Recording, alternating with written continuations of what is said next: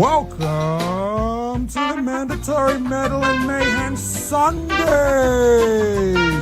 with your host, Shredbeard.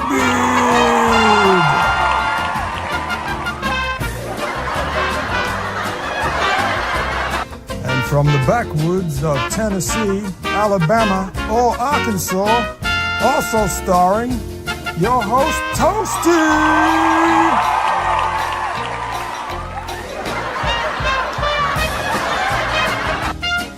Head of Marketing, Warhammer. And our Head of Productions, Miss A.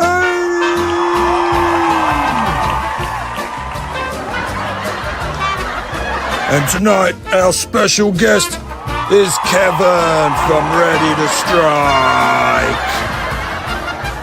Interviews, the Mayhem Minute, YouTube News, versus battles, FOMORIAN news, and everybody's favorite news, Follies, sports news, dumb ways to die, beer reviews, brought to you and produced by FOMORIAN Productions.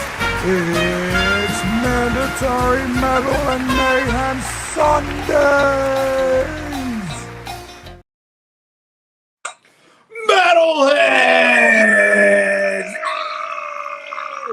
Welcome to Mandatory Metal and Mayhem Sundays, baby! We're here! We're back from motherfucker. Did you miss us? Man, hell yeah. What's up, Shred? Enough about that. What's up, my heavy metal brother, Bruce, Megan? We got Danny the Birdman, a.k.a. the Enforcer, the Toasty Goats, personal henchman. There's a lunatic on the loose in the chat. Zack Attack, man. Shred, what is up, my brother, man? It's been far too long, even though it's only been 7 days, man. We miss all you guys next week, but we're going to be recapping that here later on the show. We're going to be talking all about all the fun we had last week, and Toasty's going to be interviewing myself, Warhammer, Mordant Red's going to come on with us, or Revic, I should say, from Mordant Red's going to come on with us, and we're going to do like a little FOMORIAN recap. We were going to actually start off the show with that, but we're going to actually flip-flop the interviews. I see you backstage, Revic, and you can come on here in a little bit with young Kevin here, because I know how excited you are about this band too. But Kevin's actually on the East Coast right now from Ready to Strike. I should fully appreciate him and introduce him properly. Got the fucking Cobra Snake on the radar. Fucking strike, dude. It's going to be fucking on, man. I can't say enough about this band. If you guys ever watch me on a Saturday night, you know I play these guys 1, 2, maybe 3 times a night, man. These fucking guys are kicking ass, and they're, listen, Kevin kicks so much ass, his feet stink when he's playing music. That's all I got to say about that, man. That cat is getting down, man. I don't disagree with that in any way, shape, or form. Ready to Strike fucking kicks ass. The young man that was out plowing fucking snow in New York right now in his badass truck to pay the fucking bills, because as we all know, even if you are a kick-ass band, the reality is you might still have to go have a real job. And this dude has a manly-ass fucking job.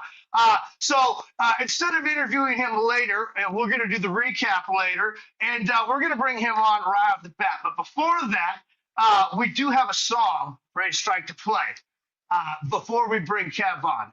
And again, we thank him for coming on again. We can see him backstage right now. I see you back there too, Revic. Appreciate you coming. We'll bring him. I think we'll bring Revic on with Kev about 10 or 15 minutes in. I know Revic probably has a few questions for him too.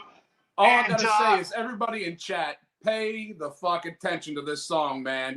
This is a fucking absolute banger. So you're gonna, to me, this was the best song that was wrote in 2025, in my opinion. So whenever this video comes on, make sure you got your volumes turned all the way up. That way your neighbors are listening to Ready to fucking Strike as well. And you know what? Maybe I'll make a screwdriver tonight. I'm already throwing shit. I'm already moshing around, man. Holy fuck, it's ready to go. It's fucking go time, man. The man is out of control. Toasty, again, we're all huge fans of this band. They've been around a couple years. Hopefully this is the antithesis, one of the parts of this young man's origin story coming on this show tonight. And you fucking chatters help us spread the word of this amazing band. Get it into the ear holes of anyone and everyone who will fucking possibly listen.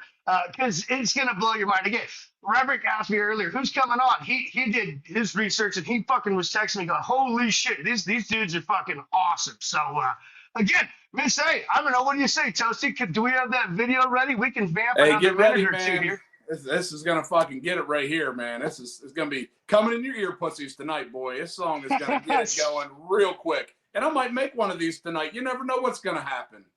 Music do you like? I like heavy metal. Strap in. You better 5 fucking point buckle harnesses up, man. out. It's gonna be a I'll see. bumpy ride. There you go. Is that? There you go. Be warmed up by the sweet smell of a Seneca Red, my guy. Dude, you'd never catch me dead working at a wood floor store. Wood floor store. Yeah. Dude, I don't know. Maybe I don't know. You think Alice in Chains got the idea for their song there? You know, I think I heard the music, bro. Want to go in? Yeah, let's hit it. All right, let's hit it, bro. Let's play some fucking tunes.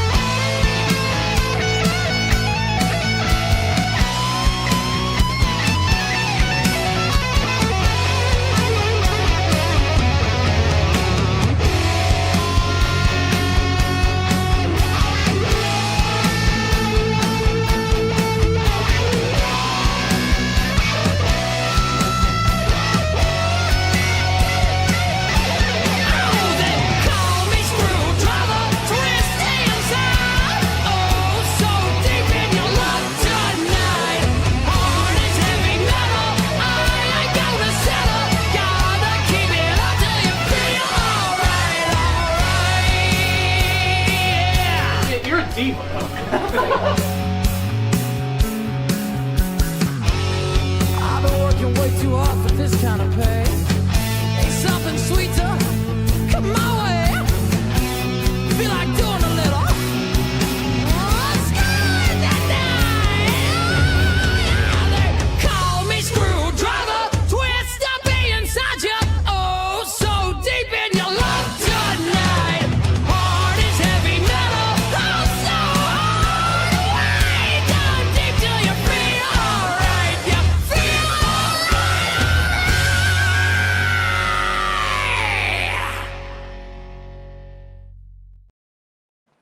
Fucking yeah. Dude, I can't quit smiling, dude. I'm fucking over here being a little fucking girl about it, dude. I'm fucking I don't know up, how man. that. Yeah, I don't know how that doesn't make you want to just wreck your whole room and just. Man, what a badass song, dude. From the sound of the guitars to the fucking vocals to just the lyrics in the fucking song, man. Get out of fucking town. That's where it's at, man. It drives, it pushes, it makes you fucking want to just go. 4 or 5 times and just fucking jam it out. Yeah. I don't give a fuck. Well, but I guarantee you my neighbors down a mile down the road know who Ready to Fucking Strike is. Because I'll put her on the fucking big boy speakers and let her rip, son. attaboy, that's right. Well, hell, man, we heard the dude's song. Let's bring Kevin on, man, from his fucking plow truck all the way up in Syracuse, New York, in the middle of a fucking Snowmageddon 2026 already. Let's bring the young man home, say, if we could. Harold Freddie. Wait a minute. Who are you? Oh, Toasty Shred, is that you guys? Barely, man. Yeah, what's up, man? What's up, dudes? Fuck, dude. What a fucking ripper of a song, man, dude. Like I said, to me in 2025, you can watch it. I did a year in review. I said that's the best song that came out, or the best song I discovered in 2025 right there was you guys. So you guys have taken the best song of 2025 that I discovered myself, you know. Hell yeah, thank you, brother. Banger, son. And it all might be a little partial because I like to drink a couple screwdrivers myself, but you know, hey, twist, I'll be insider. You know what I'm saying? Come on, man. Hell yeah, baby. Those lyrics are so greasy and sleazy. Like you said, the sleaze, I love it, man. It's from song to song. You guys carry that energy in my experience listening to it. You know what I mean? For those of you in the chat that don't know, this is Kevin. He is the vocalist, guitarist from Ready to Motherfucking Strike. Welcome, Kevin. Please introduce yourself to the crowd, if you would, real quick. No pressure in a plow truck in a parking lot in the middle of nowhere. Hope you don't run out of gas. I got a full tank. I'm good to go. Yes, everybody, I am Kevin. You can also call me Screwdriver, just like I say in the song. And yeah, I am lead vocals and rhythm guitar in Ready to Strike from right here in Syracuse, New York. And this dude rips. Again, this to give you a little background on him right now. He's so dedicated to his band. He's out in a plow truck in the storm that most of you bitch asses are hunkering down. And just kidding, you're not a bitch for hunkering down. This man is out there giving you access to the liquor store and the weed store and your woman or your man, whoever you need to get to. This dude is going to be there if you were in the Syracuse area. So we really thank you for coming on, dude. Seriously, I understand there's a lot I needed you to come down to the Tennessee way so you can plow my way to the liquor store, man. Good news is I come from up north, so I know how to drive in the snow. But everybody down here, it shut the place down. I couldn't believe it. I was like, what the fuck? Dude, hey, it's not just Tennessee. Take it from a guy who drives a plow truck for a living in the winter. Nobody up here knows how to drive either. No, but it's like you, a few cops, and all the tow truck drivers, probably, right? Like generally, I grew up in the mountains. That's usually who knew how. Even if you're a local and you had four-wheel drive, like, I can do 65 there still. It's fine. Four-wheel drive will save me. No, I'm just guide you into that's how we do it. Oh, yeah, hey, I put the pedal down, man. You slow down, you're asking for it. If you put on Ready to Strike, you might. I'm gonna jump right into a fucking question right now because I gotta know, and you don't have to tell me if you don't want to. You don't have to tell anybody. But the sound of your guitars, man. What's your setup to get that fucking crunch, man? Because that is a pretty unique set. He already blew on his fingers. Ladies, watch out! It's the fingers coming in now. He did too. Hey, he's gonna have arthritis when he's 60 and ain't from playing guitar, man. So I gotta say, for the album.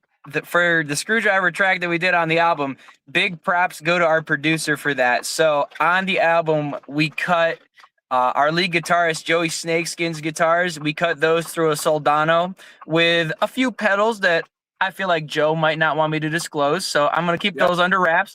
And then for me, I cut through just a Marshall JCM 100 with a overdrive pedal and a little bit of reverb, and I'm good to go. I keep it simple. Boy, simple is better, people. You hear that? I mean, sure, you could have 100 pedals on a board, but this boy does it. That was you me. Hear that sound? Hey, a lot of people do it. It's simple, but man, I respect that. You get a lot of bang for your buck with that right there, man. You really do. Hell yeah. Yeah, man. It is. And your vocals are, I mean, you've probably heard us talking about it about 452 times already, man. Your vocals are, do you do anything to condition or warm up? Because, I mean, your vocals are fucking insane. Like, that's what I want to fucking hear. When I put on a track, that's what I want to hear. I want to hear that guitar that's just got the crunch. It's just fucking busting in my ears. I want to hear the scream, like the scream you do at the end of Screwdriver. I mean, is there any warm-ups or anything you do? Because, I mean, you guys are, I mean, your vocals are insane, in my opinion. You know what I mean? It's a phenomenal job. Thank you, brother. Yeah, I mean, I definitely maintain a regular practice regimen. Try not to hurt myself when I'm screaming and stuff. As far as like pre-show or pre-recording warm-ups go, most of the time I just do 5-10 minutes of basic humming, trills, anything a typical vocalist would do. Maybe hit my voice with a steamer just to get everything warmed up and ready to go. And other than that, it's just a lot of practice and routine to make sure that when I do those screams, I can do them every time and that, you know, I'm not blowing my voice out to do them. Fuck yeah, that's something Smart I never move. did. My warm-up was drink as much as I can and let's fucking party. That's probably why I sound the way I do today, you know? Where you're gonna have the way you do it, you're gonna have longevity, which I fucking hope you do, man, because your music is, to me, it's you know, enough to mention about every Saturday on my show, you know, on the Toasted Radio show that I run, you know, every Saturday I'm playing at least one of your songs, man, because it's, to me, it's just that fucking good, you know. Hell yeah, Toasty, I love to hear that, brother. Hell yeah. It's very good. It feel gets like requested on your show a lot too. People are familiar in his chat enough now to even request your songs, dude. It is. Thank you again. We got to shout out Miss Anthony backstage, pulling all the switches, producing, best producer on all YouTube. If it wasn't for her, we wouldn't even know this. You know. Yeah, man. So thank God for Miss A, because man, you know, even when I'm not doing the show, you know, I probably play you guys at least once or twice a week on my own, just because I'm just like, man, I need to pick me up. Like I put you know, your songs in my fucking wake up morning jams. You know what I mean? Once I hear that, I'm like, yeah, let's fucking go. I'm going to go out there. You know, I don't give a fuck who gets in the way. I'm just picking my nuts up and fucking getting it done. You know what I mean? Hell like, yeah, man. I'm fucking going out there. My fucking dick's hard. I'm fucking shooting out the gates like a racehorse, man. You know what I mean? Fucking ready to strike, fucking getting it done, man. Hell yeah, So baby. Dick's hard, ready to fuck the world, right? That's right, man. Hey. That's it. Oh, it smells like a couple of young men right here. Holy shit, yes. Yeah, I'll this 46-year-old to join in with you boys on that. Yeah, just take a pill. You'll be all right. Hey, sometimes I do that. Hey, It's fucking awesome. You'd be surprised. You're in a fucking plow truck right now. I gotta know, when you're out there plowing them roads, what is your fucking playlist? What's your jams? You're out there just fucking cruising. Ooh. Good question. Man, it depends. Right now I've been listening to a lot of Slaughter of the Soul at the Gates. Just was spinning some Entombed Left Hand Path. I feel like in the plow truck in the middle of the night when there's nobody out here, I like to just blast the old school death and black metal, maybe some thrash. I'm also a big glam guy too. Obviously, I mean, I'm in a sleaze metal band, so I appreciate hair and glam. Yeah. Go ahead. No, keep going.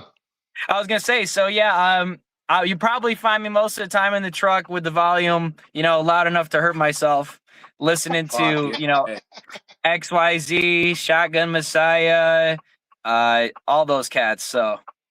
Do you have a system in that thing? You know what I mean? You got like a cool old like Alpine, like with a couple tens behind the seats, just cranking it in that thing? Nothing super crazy, but I definitely know I got some Kenwood nice speakers and I got a nice deck and everything. So yeah, it's all piece of shit, by the way. Nobody, he doesn't. Don't look for his. But yeah, we all have to reveal all the cool shit. By the way, that's right. Thank you, Lunatic. Thank you, Odin, for your membership. Appreciate you guys. But that is also right. That is a job where that truck has to be badass, working 100%. And might as well fucking make your ears fucking bleed happily while you're doing it. You know. Exactly. I wanted to ask you, going back to your vocals. I'm a big Jackal fan. People can make fun of me like, well, I like Jesse James Dupree's vocals. I kind of get that influence. Have he any influence on your vocal or anything like that? I was listening to your shit the other night. I was just like, whoa. And then I did hear Jackal just a little while later, so maybe it influenced me. But what band, if there is a band specifically that did influence your vocals, if any, you know what I mean, or made you want to be a singer, you know? Yeah, for sure. As far as Jackal goes, Jackal fucking rocks. I've never been like the biggest like #1 Jackal fan though, so I can't say that as far as like my vocal techniques or anything like that go, that I would give Jackal a ton of credit. I think my vocals, especially when I was coming up, I grew up before I ever got like super into glam and sleaze metal. I grew up being like a hardcore and punk kid in high school. One of the artists that influenced me the most vocally back then when I was like first starting to learn how to sing was Davey Havoc from AFI, specifically like early AFI. And then as I got into the genre we're doing now, I would say my biggest influences would be probably Mark Free from King Cobra, Terry Alou from XYZ, and probably round that trio out with David Coverdale from Whitesnake. Those guys are my idols. Sir. Yes, sir, Absolutely. man. Absolutely. Did you hear Tussy? You got him all excited. He almost slipped off his chair up there. Yeah, fuck, man. All that shit. Dude, XYZ. I'll come again, fuck, XYZ man. Does not get enough credit, man. They are an absolute killer of a band. Yeah, no, you're not wrong. You're not. Even Megan here, she loves AFI too. Listen, you guys, there was a time and place. You're a young man. There's a lot of younger people in this chat too. You know what I mean? It's not just a bunch of old fucks that didn't hear that shit. You know what I mean? Yeah, fucking Whitesnake, Jerry. Yeah, I was talking to Melanie Loves Death Metal. She was spinning some Whitesnake earlier, and I was like, oh, that's some of the first shit I heard as a kid was like Whitesnake on cassette. You know what I mean? Like, check this out, kid. And I was like, what? Here we go again. Oh, sorry. I can't sing like Kevin at all. That was beautiful, man. I thought angels were coming through my speaker. I'm a screamer. I'm screaming my face off all weekend. I would say my vocals when I sing are like a mix between Gene Simmons and Dave Mustaine. Like it's just like a little, that's the best I can do. And it worked for many years. It worked until I moved. Right. But I gotta know. So anywhere from when you first started to now, what is the best advice anybody has given you? Man. Best advice anyone's given me.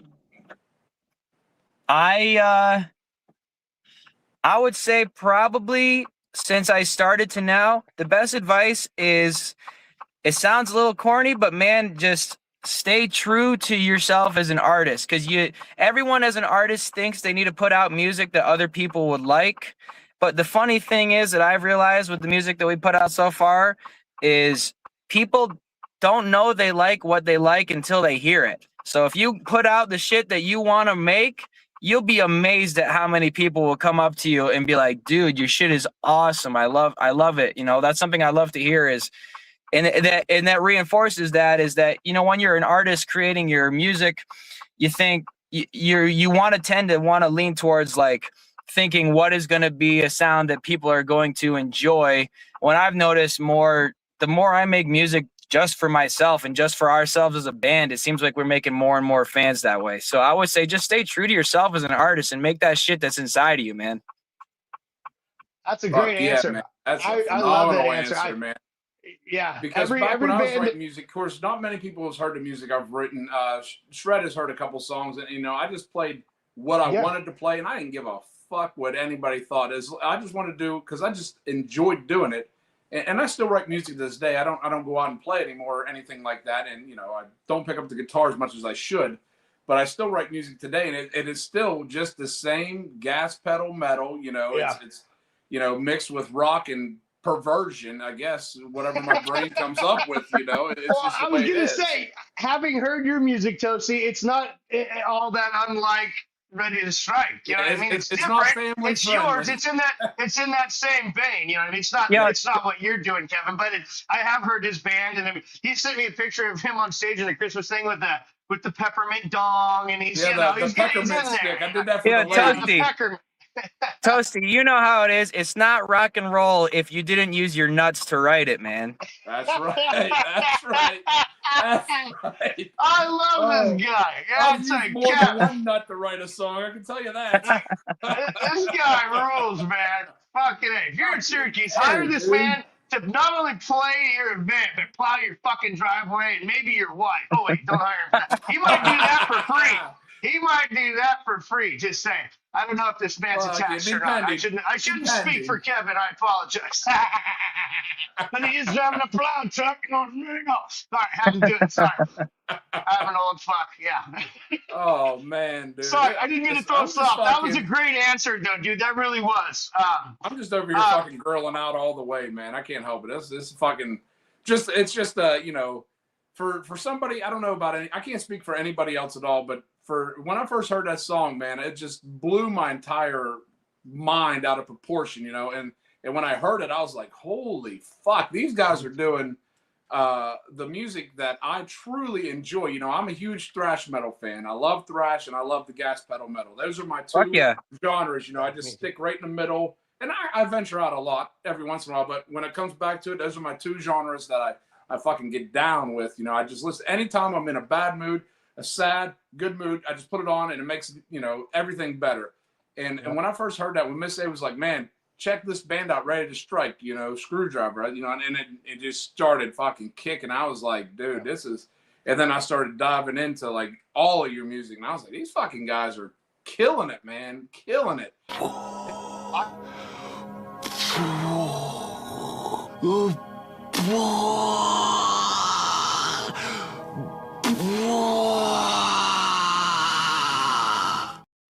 Somehow Miss A caught an actual photo of me when I heard it. Somehow she caught the actual photo.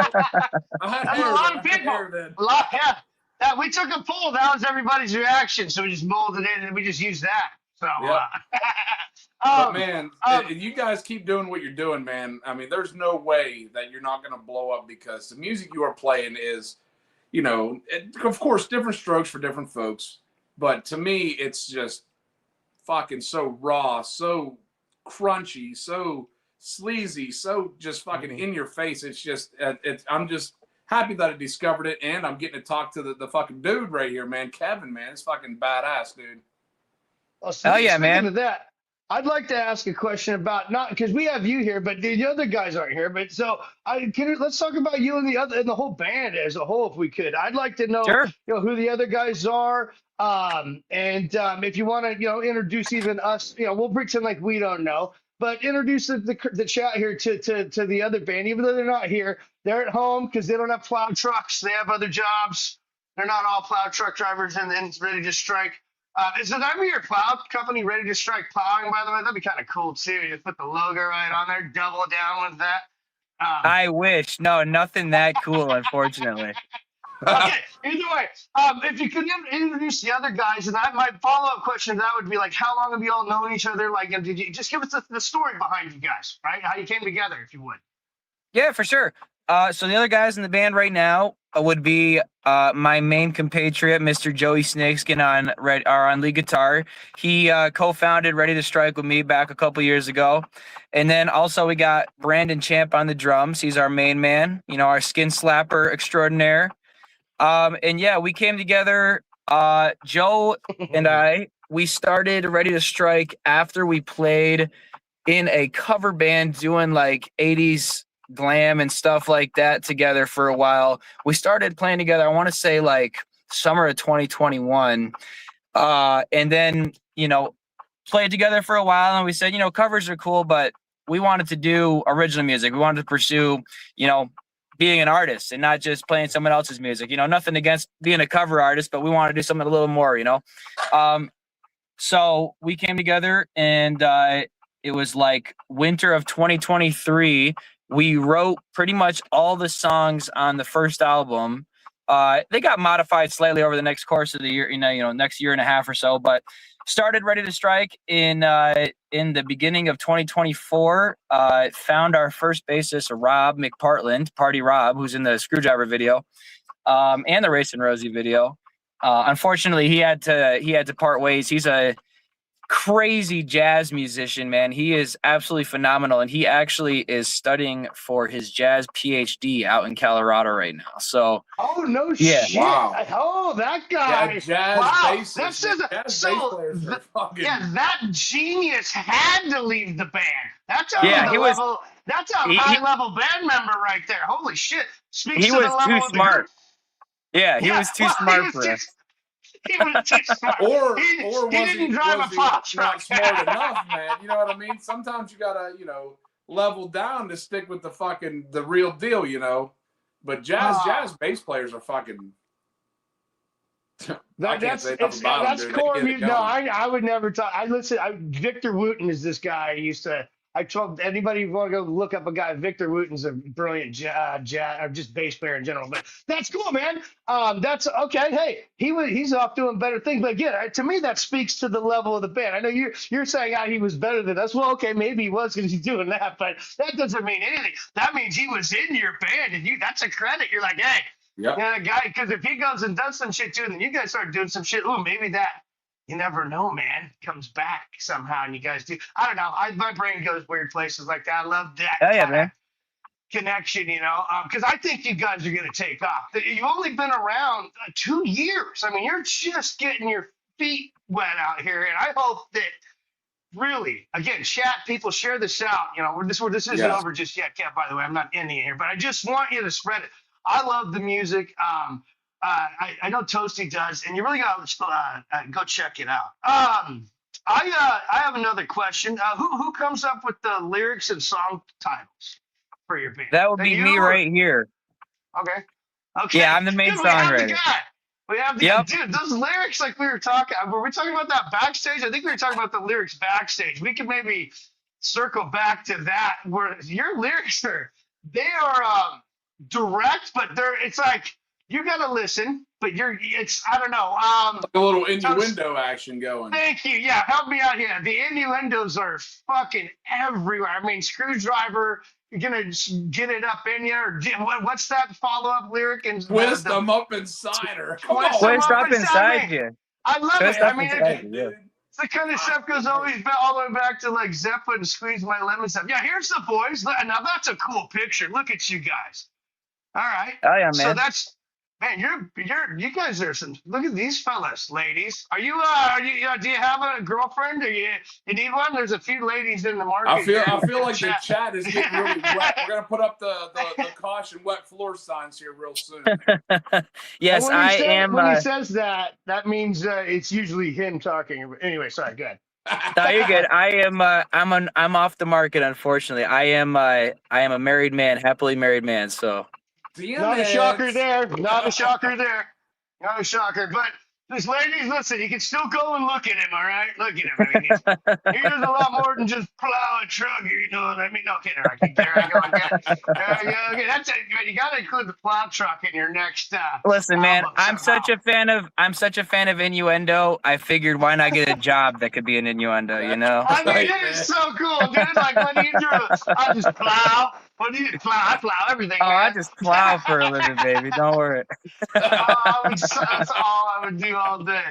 No, yeah. Okay. As far as the lyrics go, I was always, and I still am to this day. I'm just a big fan of, like, back when, guys were trying to get on the radio, they couldn't cuss or swear or say anything crazy. So they would just use that power of innuendo and say everything they needed to say without saying it. And I think there's really an art to that, so I really appreciate that. Like the old terrestrial, there's still terrestrial radio. I don't know. I listen to it, but I listen to other stuff more. I don't know, CDs even more than that. But it's like, where you have to sneak it in. You know what I mean? You really have to. Like, that's what Van Halen, all those guys, the Guns N' Roses, all the big bands did it. You know what I mean? There was, I mean, now, do you ever? Drums are fucking. I've struggled doing this. So, do you ever sit down to write a love song and it just turns into like a fucking flopped all the way around? I've tried to do it numerous times, you know what I mean? And all of a sudden it's like, show me your tits, It's like, I mean, the closest thing we've got to a love song on the album is Higher. And even that, I ended up having to use the word sleazy, and I just can't help myself. So it's just one of those things, like you can't turn your brain off to do it. I've tried it so many times I'm like, man, I'm gonna write a nice love song, and it starts off beautiful. And then the next thing you know, I'm a fucking stalker or something. You know what I mean? It's like, it's like shit. You know what I mean? It's just like you can't turn it off, man. Once you got in, I don't know if you want to turn it off, because to me, if you turn it off, man, is the music any better, or does it not feel the same? You know? I know, I hear you, brother. I think at least for me, I think that's part of our brand at this point. You know, let some of those pheromones into the lyrics. You know. Yep. So. Absolutely, let those pheromones. Oh, we said it very well there. I had another question, but you're married, so that's not going to work. Your wife's not going to want to hear that question. I mean, you know, I'm a married man too. I wouldn't want. You just ruined the whole night. Damn it. No, I mean, well, listen, look, if we you know, his wives will be known. Shred, if the question was, can you stroke it under the camera while we're doing this? Yes, that's fine. Just I don't need to see it. we did show Kevin. Unacceptable! Unacceptable! Unacceptable! What? What's going on?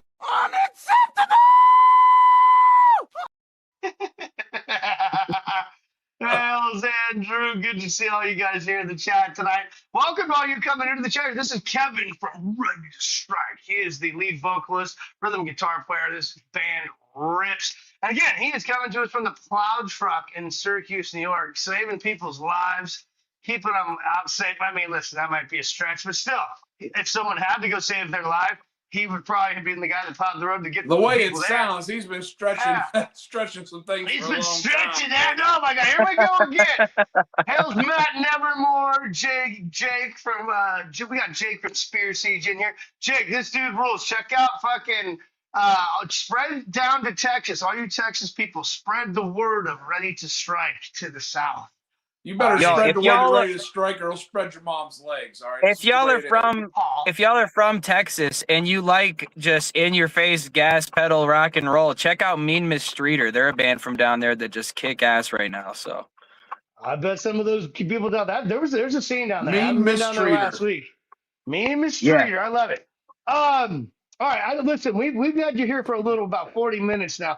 Tosi, let's do like, what, one or two more questions each, Kevin? Is that cool? You know what I mean? Yeah, I sure. want to keep you all night. No, you guys are good. Okay, cool, very cool. Go ahead, Tosi. I know you're eager. Go ahead, brother. What was, like, you know, obviously you guys play live and do that stuff. What was the biggest high whenever you played live? Like, what was your biggest rush? You were like, holy fuck, dude, we're here. You know what I mean? Yeah, sure. I want to say probably when we did our album release show back in like April of last year, when we dropped the full album. Screwdriver had been out for a couple of months, and we had been playing a lot, but we had not really been in our hometown. We've been, you know, playing a whole bunch of new markets, so a whole bunch of people who had never heard of us before. So we hadn't been home in like 3 months, really, since we put out Screwdriver. And we came back home. We played a show at the Jug, which is actually the venue that's in the music video there for Screwdriver. And we had a big ass crowd. It was sick. And we started playing Screwdriver, and everybody started singing the words. And we were like, fuck yeah, man. Just hearing everyone sing along for the first time to one of our songs, that was definitely a high for us. You know, probably another one was, man, I'm trying to think. This past year, you know, probably we did our first tour this year, our first East Coast tour, and going on tour and meeting people from other states that knew of us. That was also cool. You know, you think your music, you know, only has an impact on your local scene, and it's cool to see, you know, it reaches the whole nation. So. It Fuck does. Yeah, man. You got it out here in California, and we're spreading right now. I mean, you're east to west. You got it in Tennessee, man. You know. Yeah. It's just, yeah. So another question I got, is there Australia? A lot of Australians watching right now too. Just to say. Yeah, we got Australians here, and hell yeah. You know, and I got a lot of people from Russia and Brazil that listen. So man, you know, just like you're getting out there at least as best as I can, you know, do it, because I really, you know, I'm not going to put out shit. You know what I mean? That's what. I'm not going to support something that's shit. If I really like it, I'm going to fucking support it with everything I got. And you guys fucking got it. So with that being said, I got another question here that, you know, maybe the chat, you know, don't know, because I don't know. Do you guys have like a web page where you can order merch or your album or anything like that? You know, you want to elaborate? Because I need a Ready to Strike t-shirt, and I hope you make them in size fat, man, because I need one. Yes, sir, we do. Actually, I'm wearing one of the Ready to Strike official hoodies right now while I'm out here plowing. Yeah, we got a website. It is readytostrikebandofficial.com, and our merch store is right on there. We got like 4 different t-shirts. We got a hoodie, we got a CD, we got some patches, some koozies, all that fun stuff. So you should be good to go. Yeah, I'm definitely placing an order, man. I need a t-shirt, I need a CD, I need all the things, man. I need all the things. And another thing I need you to do me a favor is when you come down to Tennessee and play a show, I need you to let me know, man. I need you to let me know. Dude, I want to be there. And everybody in the fucking chat right now better sub up to his channel, support this dude and his music, because it is fucking killer. You know, everybody's got different tastes, but in my opinion, you guys are fucking doing it and doing it the right fucking way. There's no other way to do it but what you guys are doing right now. Thank you, brother. Hell yeah. Yeah. I don't disagree with anything Toasty said, man. I don't. Again, I want people to go support. Yeah, ReadyToStrikeBandOfficial.com. I went over and bought some digital stuff. You can get all that. I got that. I was able to use it in some of the shorts in the background, dude. Like, it's that's what I had in that teaser, motherfuckers. Go check that out, man. Go check out this dude's bit. I do have a couple more questions. Sure. I've been hogging the interview. That's my bad. No. I wanted you to. I knew you would. That's why I wanted you to lead it. Exactly. Yo, real quick, guys. Yeah. I think I saw somebody in chat ask if we've ever been to New York City. I wanted to say we have not yet, but this June 27th, we will be at the New York City Glam Metal Festival. So if you are in the city, check us out. There you go. We got a lot of New York people. All That Goat Metal Show, Rich Delgado, the Tone Joker, all these guys. They'll spread that news. We might have to postpone our California. I might go to that. I know. I've been looking for a reason. Fly out to New York. When is that, Kevin? Again, say it again so the crowd knows. One more time. Yeah, sure. It's the New York City Glam Metal Festival. It is June 27th, and I think as of right now, it is us. The headliners are Ted Poley from Danger Danger. Heaven's Edge. Business, baby. Hell yeah, baby. Heaven's Edge, Wanted out of Detroit. I don't know if you guys know those cats. They're great. Yeah. No, but we will. We might have to go out there, dude. Well, I've been looking for a reason. I'm going to Dead by Dog. I think we're going in July. Necron's going on, brother. Dude, hey, but I drive to Pennsylvania all the time, and what is that? Another 6 hours up the road? You know, hell, might as well just fucking do her up. Yeah, Miss A, the head of productions in the back, following all the switches back there. I got some business I need to take care of in Maryland, so I just go there, take care of my business, and just shoot up, man. Yeah, dude, absolutely. I don't know if you drink or not, but if I show up in New York, man, we better drink a beer together. We can probably make that happen. Oh, yeah. Or vodka. That's what I'm drinking tonight. Is just vodka on ice and Miller Lights. I'm trying to watch my figure, for the new year. Drinking pure vodka on ice, baby. There you go. We got a big heavy hitter here in the chat. Lord Necron right here, the Witch Hour. He's been in a bunch of bands. Pius Levis is his current band. Necron, check out this dude's band right here. This is Kevin. Screwdriver is his nickname. Screwdriver is the fucking hit song. They got the title track for their latest shit. Ready to Strike Necron. You'd love the shit. Hell yeah. Good to see you, Necron. Hell yeah. And Brother Kai. Go check this guy out. Okay, I want to know what's your local scene like in Syracuse? Is there a scene, or do you gotta go out of town, or is there like a cool bar club that plays metal on once or twice a week, or how is it out there? Sure. It's a lot of. It's kind of weird. It's kind of fragmented. There's a lot of cover bands, and there's a lot of original bands, but there's not like really a big I would say glam metal scene necessarily. There's a couple of bands locally that we play with. Our sister city, Rochester, which is about 45 minutes from Syracuse. There's a couple bands out there that we play with. So we usually travel back and forth Those are two cities we play a lot. Like I'm off the top of my head, some bands that are in the same style as us that we play with quite a bit in our scene are Tyken out of Rochester. We love those boys. Zach Bushy is actually the cat with the poofy hair singing in the microphone in the Screwdriver video. And he's from Tyken, and another group from Syracuse, Champagne Blondes. We play with those cats a whole bunch too. So then we've got a few glam metal bands, but not a ton in our region or like in our immediate area. We do a lot in our region though. There's quite a few in the greater New York area. So okay, cool. That's cool, man. I'm glad there is a scene happening. Oh yeah, welcome Marty Worm. Heavy Appreciate metallurgy. Hey, yeah, Bruce, if I do make the trip, man, I will stop because I got to stop in Maryland anyway, brother. I'll get your address and scoop you up, and we're gonna go fucking party, son. Hopefully your wife don't get mad because hey, when you hang out with Toasted, you're gonna end up toasted. All right, that's just the way it is.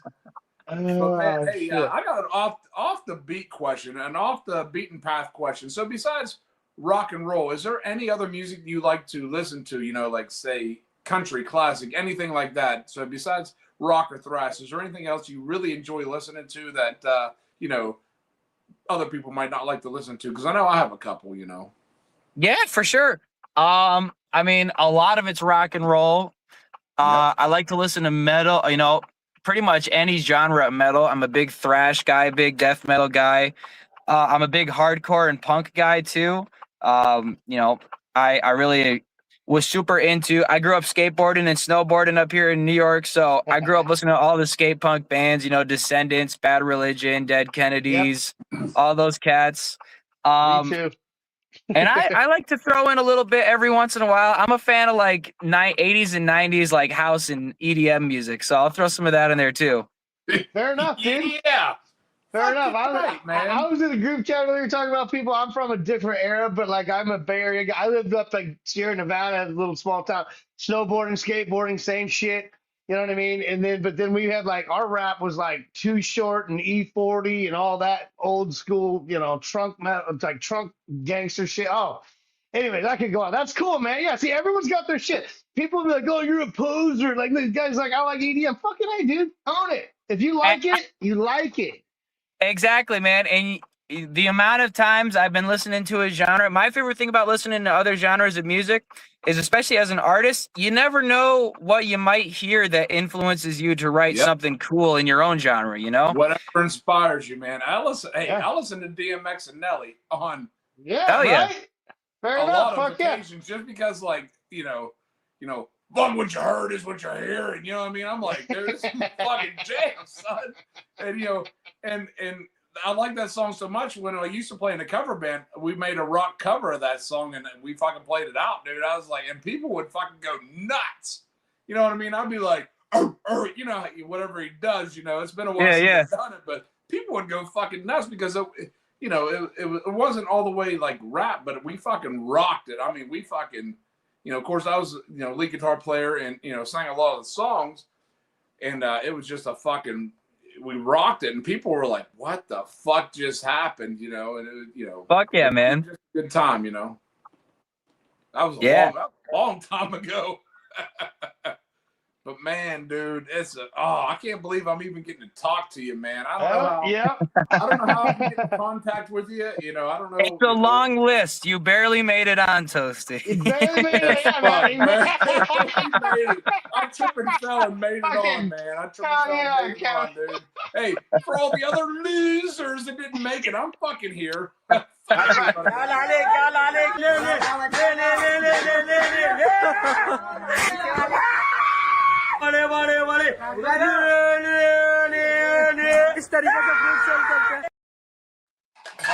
think I saw that guy at the show last night.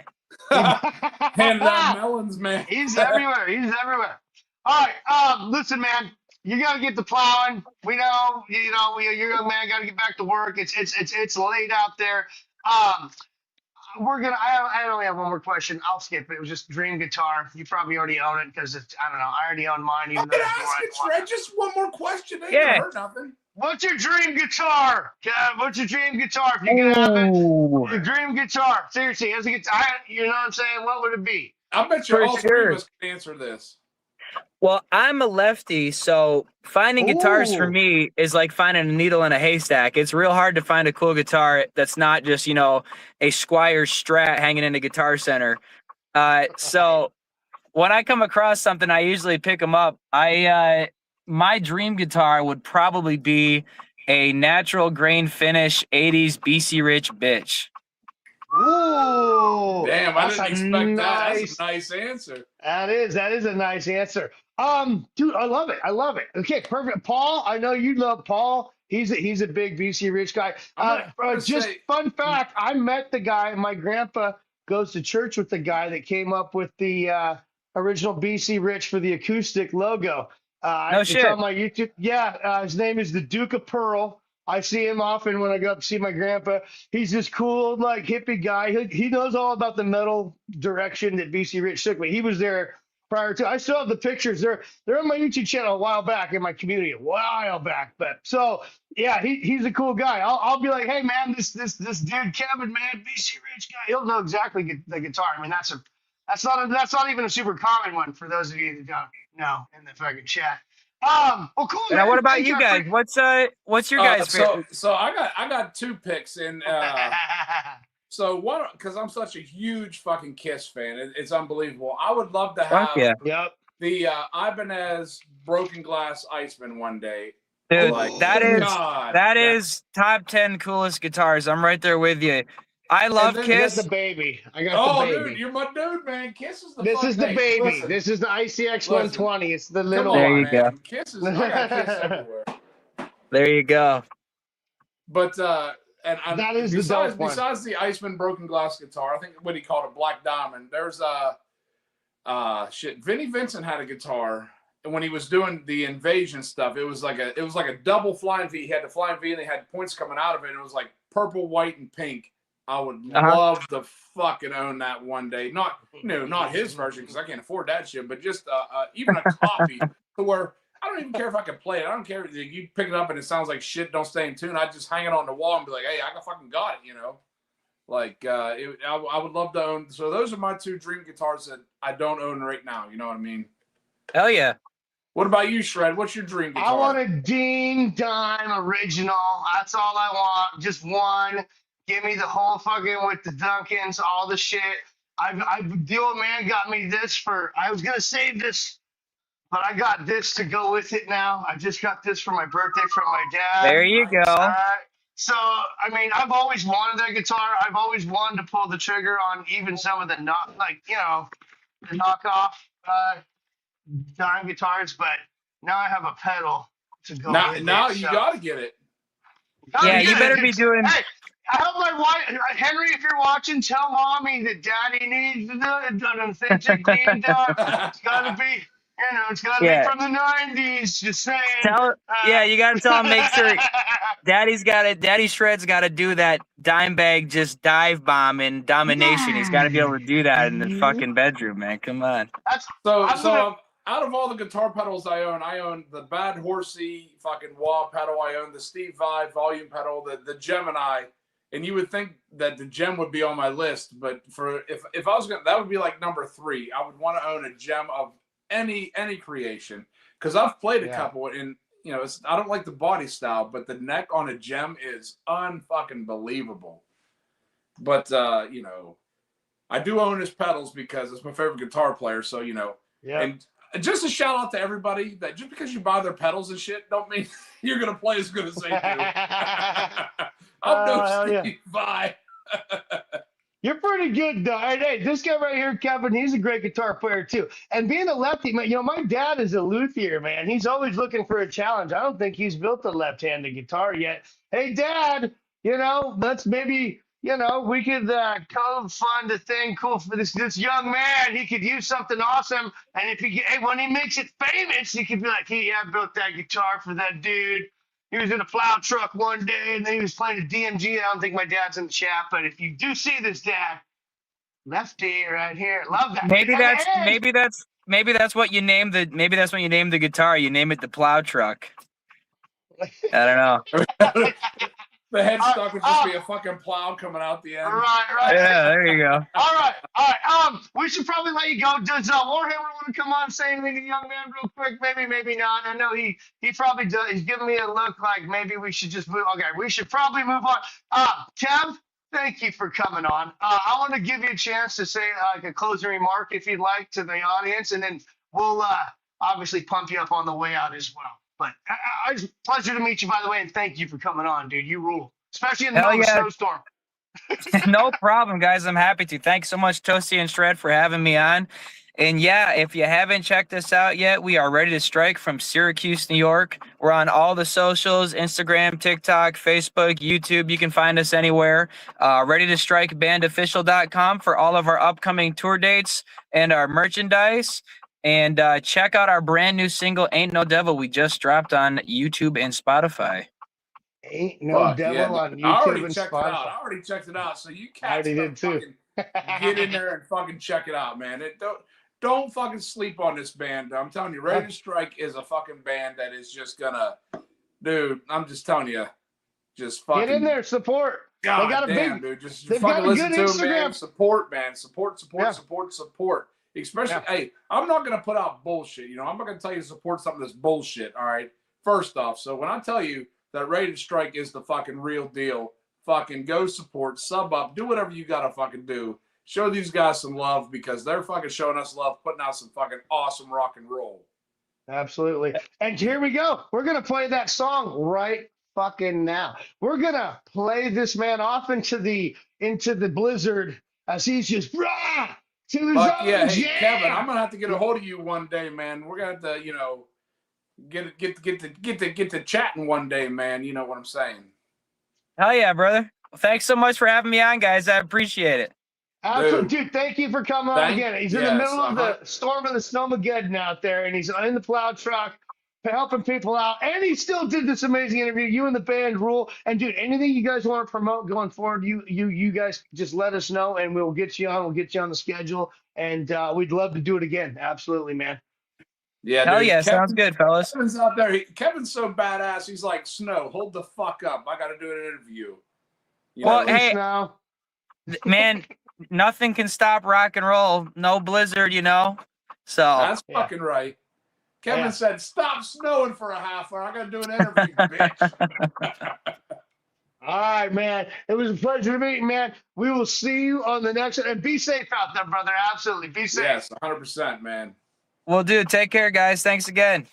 All right, let's see the next song. Let's go. Yeah. Fuck, that was badass, dude. Go, go, go,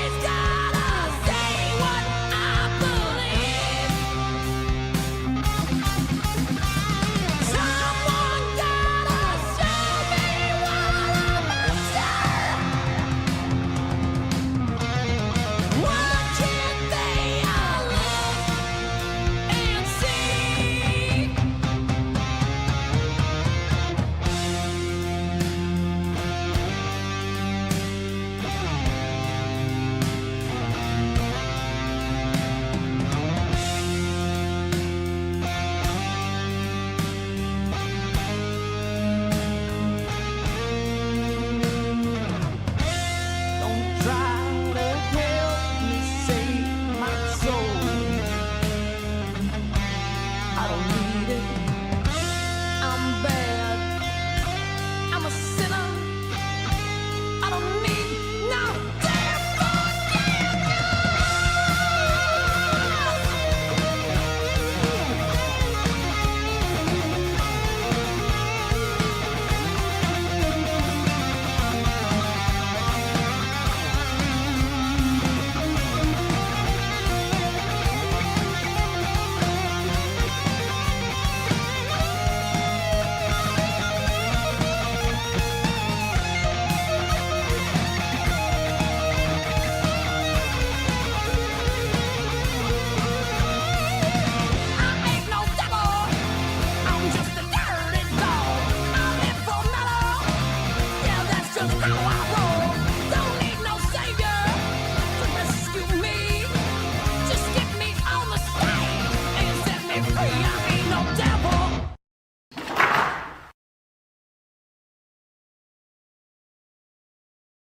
Woo!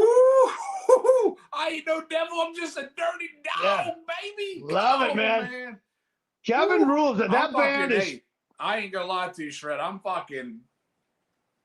Are you I up don't here? even know. Are you up here? This guy's up here. This guy's up here. I don't blame you, even man. know, Shred. I'm just that fucking band, pumped up. It's sleazy metal. Some of it's like hard rock. Some of it's more metal. Again, they have a few albums out. They've been out since 2024. What do they got out? They got Yo, 2 Shred, singles can you and then hear the me? full length. Yeah, I can hear you. Yeah, I can hear you. I can't you hear good? you. Can the chat hear everybody? Uh-oh, we having issues again? We will try and fix that. Hold on, I'm answering some questions. I don't know, chat, are we good? Can you hear us all? Yeah, everyone can hear us both. I can hear you, Toasty, but you can't hear me. That's weird. I can hear everybody fine. Audio sounds fine. Everyone in the chat says it's fine. Okay, so we can't hear each other, but we'll work it out. And maybe it'll come back magically, which is weird. I'm not getting any. Hold on, let me check my. No, my mics are all good. Oh, you guys All right, can hear anyways, me? we can hear you. I'll just lip read the rest of the way, brother. I got you. No, we'll figure it out. No, we're gonna have to. Here's what we'll have to do. Let's bring But man, hey, Leon. Hold on. I'll see if I can get back in. I'll be right back. Yeah, let's take a pause real quick. Let's bring Brother Warhammer on. We're gonna start the Fomorian recap. How's it, bro? Good to see you again. Yeah, man, good to see you too. Been a while. Been a week, man. We were getting all, Yeah. especially Lee here. He was getting all nostalgic last night and texting us in the group chat. I was telling everyone, I said, it's 9 o'clock. We'd all be watching Mordant by now, you know. And then, I was feeling it. I was feeling it too, dude. I'm that guy. Yeah. My wife's like, do you always have to relive what you did the weekend before? I'm like, yeah, it was awesome. I can hear now. I can Yes. hear now, man. You can hear. That's He's just how back. badass fucking Ready to Strike was, dude. It just blew my fucking speakers out. Fucking It blew hey. 'em If out. you guys don't check out Ready to Strike, I don't know what the fuck is wrong with you, man. Because, hey, if you don't check out Ready to Strike, I'll be fucking striking down, son. And I'm not the only one. Warhammer will be striking too, son. I'm not as excited as you are, man. Jesus, fuck. Yeah, dude, hey. I'm looking at Warhammer's face, and yes. Just so everybody knows, I was sending Warhammer sexy pics earlier today. I bet you were, you fucking. Gonna need some fucking blue pills to get out of that. Yeah, I'm fucking. Hey, I got a screwdriver ready to go right now. He's all fired up. I love it. But thank you, Lee Warhammer 666 for coming on. Appreciate it, dude. We were gonna have Revik. We had to flip the schedule. Revik's either busy or getting busy. We fucking flipped it on him, and we may not have him on, but that's okay. All right. I may or may not have interrupted my brother. So what I assume is we're on to the next part of the show where we're gonna get some juicy deets of Texas, and I see neither one of you two come back with horns, so that only means one thing. We spoke to a lot of, we had a lot of interaction, a lot of fun. And the cool thing is like, I'm pretty sure Shred would have had a different experience than what I had, because we very rarely cross paths on that, which is weird, right? Because we were staying across from each other. And we saw each other maybe 50% of the day, and then you were off doing other things. Yeah, I It's- got a question for you yeah. guys right off the bat for both of you guys. So you guys had the heavy metal market, right? Fucking heavy metal market. What is the fucking best thing you guys bought for the market? What is the fucking, you know, you guys are like, dude, I'm fucking got this thing. Can't walk out without it. The Fred? hell did I get from the market? Fred Man, goes, I what the wasn't prepared for that. I mean, I got a lot No. of Fred different got- sound Fred exchange. got I memory got loss. I got little stuff there, man. I got like this little G.G. Allen fucking what do you call it? Like a dog tag, little G.G. Allen dog tag there, Nice. and I got like a cool little. I mean, we had gone around to these other places a lot that I don't want to give away just yet. We'll probably talk about that a little bit more, but what else did I buy there? I think I bought. What else did I buy? Any? Oh no, I bought a cassette. Actually, I bought a cassette from there, you guys, that I can't show you though, because it's sketchy, and I didn't realize how sketchy it was until I got home and really started looking at it. I was off gallivanting. That's right, Evan. I was gallivanting. What Now, about, what about Cool you, thing Lee? about it, the cool thing about it is, like, I mean, with the market, it's overwhelming because there is all this stuff there that you would normally go crazy on. But I'm like, I'm going to say I'm a veteran of this now because I've been twice. But to go to somewhere and purchase all this shit that you can't fit in your bag, right? I learned that the first time, and when we traveled back from the first JOABA Fest, my bag was like fucking like this weird shape because there was so many CDs and T-shirts and extra shit that we piled into it that I figured I'm not going to do that again. And then when we went to all the record stores, like I was very conservative when I was shopping because I'm like, I know I have to take this shit back. Yeah. Miss A, on the other fucking hand, is buying fucking vinyl, and I'm like, I've got to put that shit in my bag because we can't, like, at this point, we've already given all of our shit to Aaron to post to us. So now we have this stuff in our room. So I was very conservative when it came. But T-shirts and shit is easy. You just stick that stuff in and you're good to go. But yeah, buying a ton of music is yeah. And I mean, I'm still going through, I'm looking at it right now. The last year's haul, which I have, is maybe about 12 inches of CDs. And I'm still going through them. You know what I mean? Like it's still one of those things where I'm like, I'm still opening them up and throwing them in every so often. So I learned from the last time, you know, you can get in there and get excited and blow a ton of money, hard to get it back. And fucking when you get it, it sits there. Yeah. And I don't have the fucking time to hear it. So what you're trying to say, if you got the opportunity to go to a heavy metal market, go. But if you got to fly, oh, for fuck's sake. Yeah, dude, it's off the chain. Like, you got nuclear war now over here. You got fucking goat throne over here. Like, yeah. It's bullshit. We don't have it here. Dead so steel another leather. question I got that has been rattling my brain for days is King Ho-Ho Frazier just as wild as he is in the chat, man? I want to know, did he fucking jump his scooter? Yeah, absolutely. No. He's No, polite pussy. and I rude know all he's at a the same pussy. time. He's he's like Texan polite, and I don't mean it in be insulting, but right, and then he's like infinitely rude at the same time, but it's like accidentally. You know what I mean? It's like the barbecue place the first night, and we're like, oh, there it is. He's just like, we're in this place. The first time Frazier's ever in there, the guy fucking recognizes him. Frazier gets a big boner because the guy recognizes him. Shout out Reed, Truth Barbecue, you rule. And Reed's just like this innocent young dude, like looking at Frazier. And Frazier's like, he's like, what do you think about the barbecue? And Frazier's like, die. And so we're just like, leaning on and we look at each other like, salty. What? Oh, it's too salty. And we're just like, man, I thought it was good. And we were all sharing, you know, I had a little bit of the brisket that Miss A had and all that. So it was cool. It was good. But yeah, Frazier is he's a creature. He's exactly like he is in the chat. He's exactly like he's in the chat. You guys right now, and you know, there's a couple other like Danny and Bruce I'd like to meet, and you know, Megan and you know, stuff like that. But Frazier is on my list that I'd like to meet one day, just because that motherfucker, every time I see him on a live chat or in the comments, that motherfucker is making me fucking giggle, laugh, whatever it is. Like, even if I'm having a bad day, if Fraser's in the chat, you know, King Ho Ho, I'm like, dude, here we go. It's fucking on, man. Dude, if you're gonna hang out with Fraser, bring fucking air freshener. And shred I will speak shred to nose. that. Yes.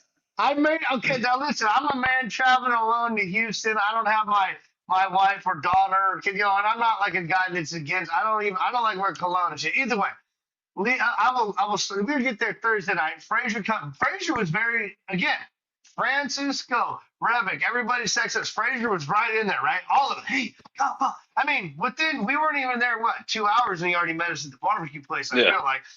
He comes back to he comes to the room before we went to the bar later. And Fraser went to the bar with us. He doesn't drink, but he's like, hey, man, I had just gone and used my bathroom, by the way. I'm a man. I had been on a flight all day. I went and unleashed the evening constitutional. And I didn't bring spray because I'm in there by myself. And I didn't think about bringing whatever, fuckers. So it's my room. So Fraser comes in and he's like, hey, man. And then he's like, can I use your bathroom? And he immediately goes towards the bathroom at this lovely Best Western we stayed at. Anyway, and he's like, holy shit, man, Missy! There she is. She's the best in the world, by the way. Miss these two immensely. They were so fun to hang out with. But he comes in and he's like complaining about the smell. I go, Fraser, you're in my room. I'm by myself. And I mean, I'm not being mean to the guy. And he's like, well, I guess I'll go. What's he going? He goes in there and blows up my bath. Right? Okay. Fucking cool. Thanks, Fraser, for that. You shit on my shit. You know what? Cool, bro.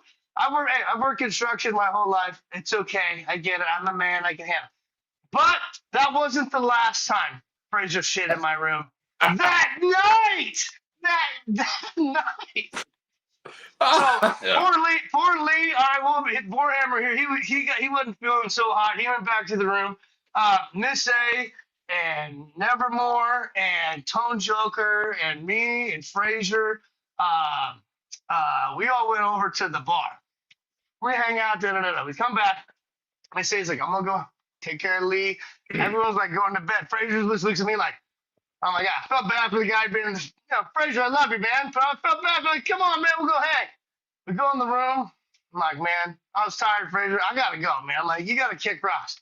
Fraser's like, can I use your bathroom over? Then you shit in my room one more time on the way out. Just said, yes. Thank you, Aaron. Yes, make some shit with Fraser's face on it.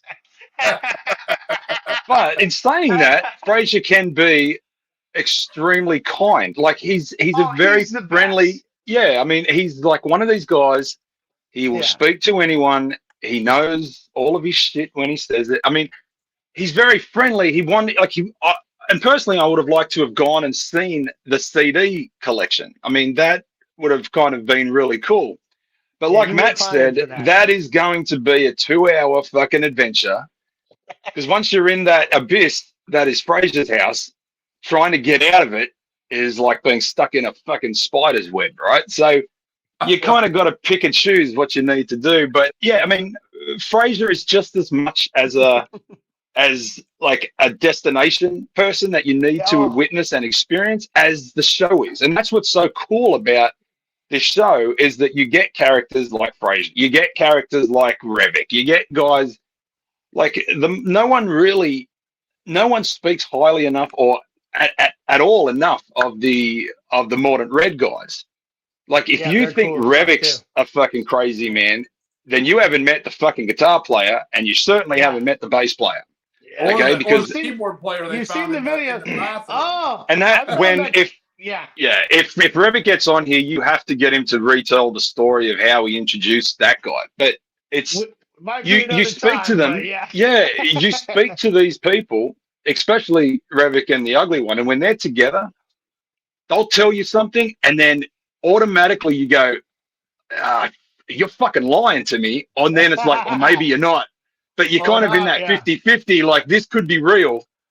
Careful how you step after this. And that is something else, man. Those dudes are beyond fun to hang out with. Hanging out with the Mordant Red band. I got to ride around with Revic in his car all day with Fraser. And Fraser, again, you're a cool dude. Again, I want to go back to Fraser. Seriously, Fraser, is like he's so polite. You know what I mean? And Fraser's not like some wild, crazy person that He we just met. looks like a dude I that wants to have a understand- good time. You know what I mean? I understand back in the day, Fraser was a little drunk, fucking crazy person, but he is so fun to hang out. Yeah, it's a good group. Like Matt said. He's now a The sober house crazy was- person.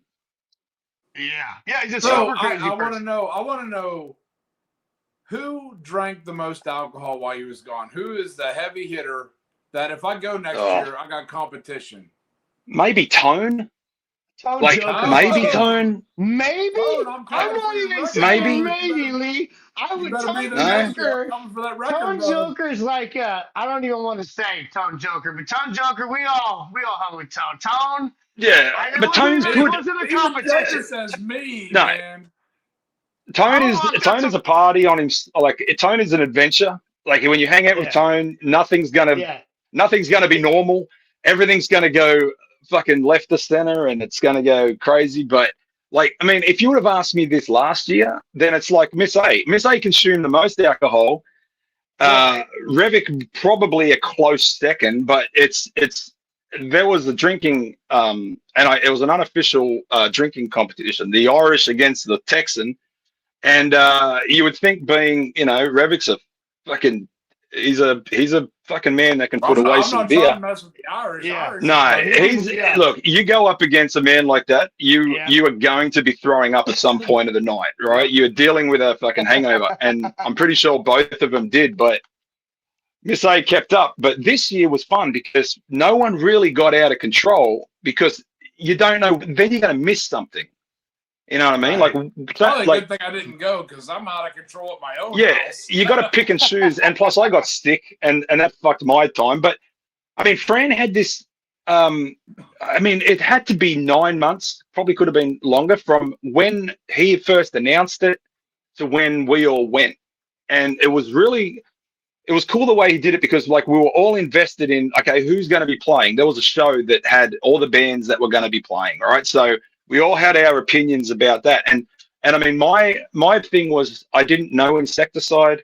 I'm like, who are these people? I saw the chat when they were on JOABA, and I'm like, okay, this can go either way. Like, and then we were supposed to have him on here, and Sherman didn't show up, and I'm like, is this guy gonna make the fucking plane?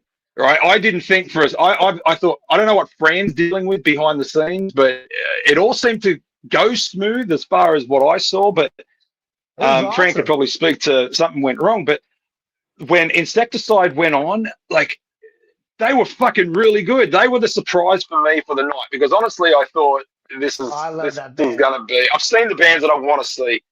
Yeah, but Insecticide went on. That was I didn't expect what we got. They were fucking good.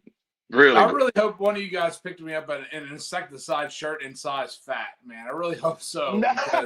Dude, I am bummed out that I missed Insecticide because I'm that genre of music I'm a big fan of, and I really enjoy Insecticide. They as a band, because like I said, my gas pedal metal thrash is my two true genres, and of course I branch out to a lot of stuff, but Insecticide to me would have been the band to see at the show. So Warhammer saying that is like I'm tearing up a little bit that I missed it, but next I'm year, hoping dude, you somebody gotta got go. some videos or somebody got me a T-shirt. I'll throw you some money if you got a T-shirt in size fat. Hey, let's go. Look, the part of the fucking adventure is when Fran announces it. It's like, okay, we start saving from that day. Then we find where our airplanes are going. We know where we're staying. We organize with all the people. We're all going to stay here, right? And everyone gets their choice. But yeah, it's an adventure it really starts when he announces it. And then we're like, are you going? I'm going. Are you going to go? And then everyone's in. The core people, who are going to jump in are going to be there. And then we start discussing the plan. So it really starts right back before we even step foot onto a fucking tarmac. And that is part of this. And it's, I think, if we do the, if Fran does the third one, just do it for yourself. Fuck your bills for a little while. They'll fucking still be there when you get back. All right, trust me from someone who knows. They'll still be there when you get back, and just show up and trust me, you'll be at the next one and the next one and the next one until this thing fucking so for me, dies. that, you know, JOABA, I get on the show every once in a while, and of course he probably gets tired of me fucking sending super chats to fucking play Tankard. You know what I mean? Bless his heart, but he plays it every time, you know. But when he was like, of course, you know. I don't know what the issue was. I don't know what the issue was. Money wasn't the issue. The issue was I've never booked a plane flight for myself. So I'm like, I don't know what the fuck I'm doing. Oh, it's easy, man. And I didn't fucking go. You know, I didn't fucking go. And I was like, dude, they got insecticide going. And I'm like, dude, I fucking dig insecticide. Yeah. Like to me, insecticide could be in anybody's top 10 thrash metal bands of all time. You know, of all time. It doesn't matter. Yep. And insecticide fucking rolls, dude. And when we had him on the other week, dude, it was like I couldn't even talk just because I was too fucking focused. He was telling us stories about, you know what I mean, people that actually made it. You know, I was like, this fucking guy's rolling. Jimmy and Sean, I got another question. Have been around. I gotta know. I've never been to Texas myself. I've never been to Texas. What is the best barbecue pit you guys have eaten at? Because I've heard Texas barbecue is the way to go. But it was on good. It was on good authority. Shred, you can give your review. You tell me what you thought of it, because I mean, it was a lot of fucking food. A lot of food. I mean, you can get. That's all right.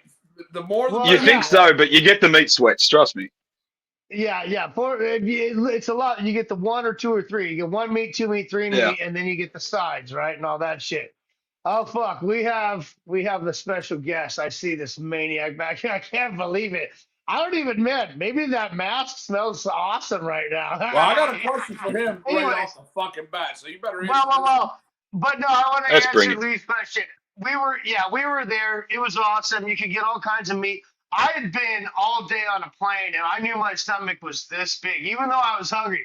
So I got this big ass hot link, fucking good, and all this. But then we all shared a little, which didn't help when we all got sick later on. But anyways, it was good food.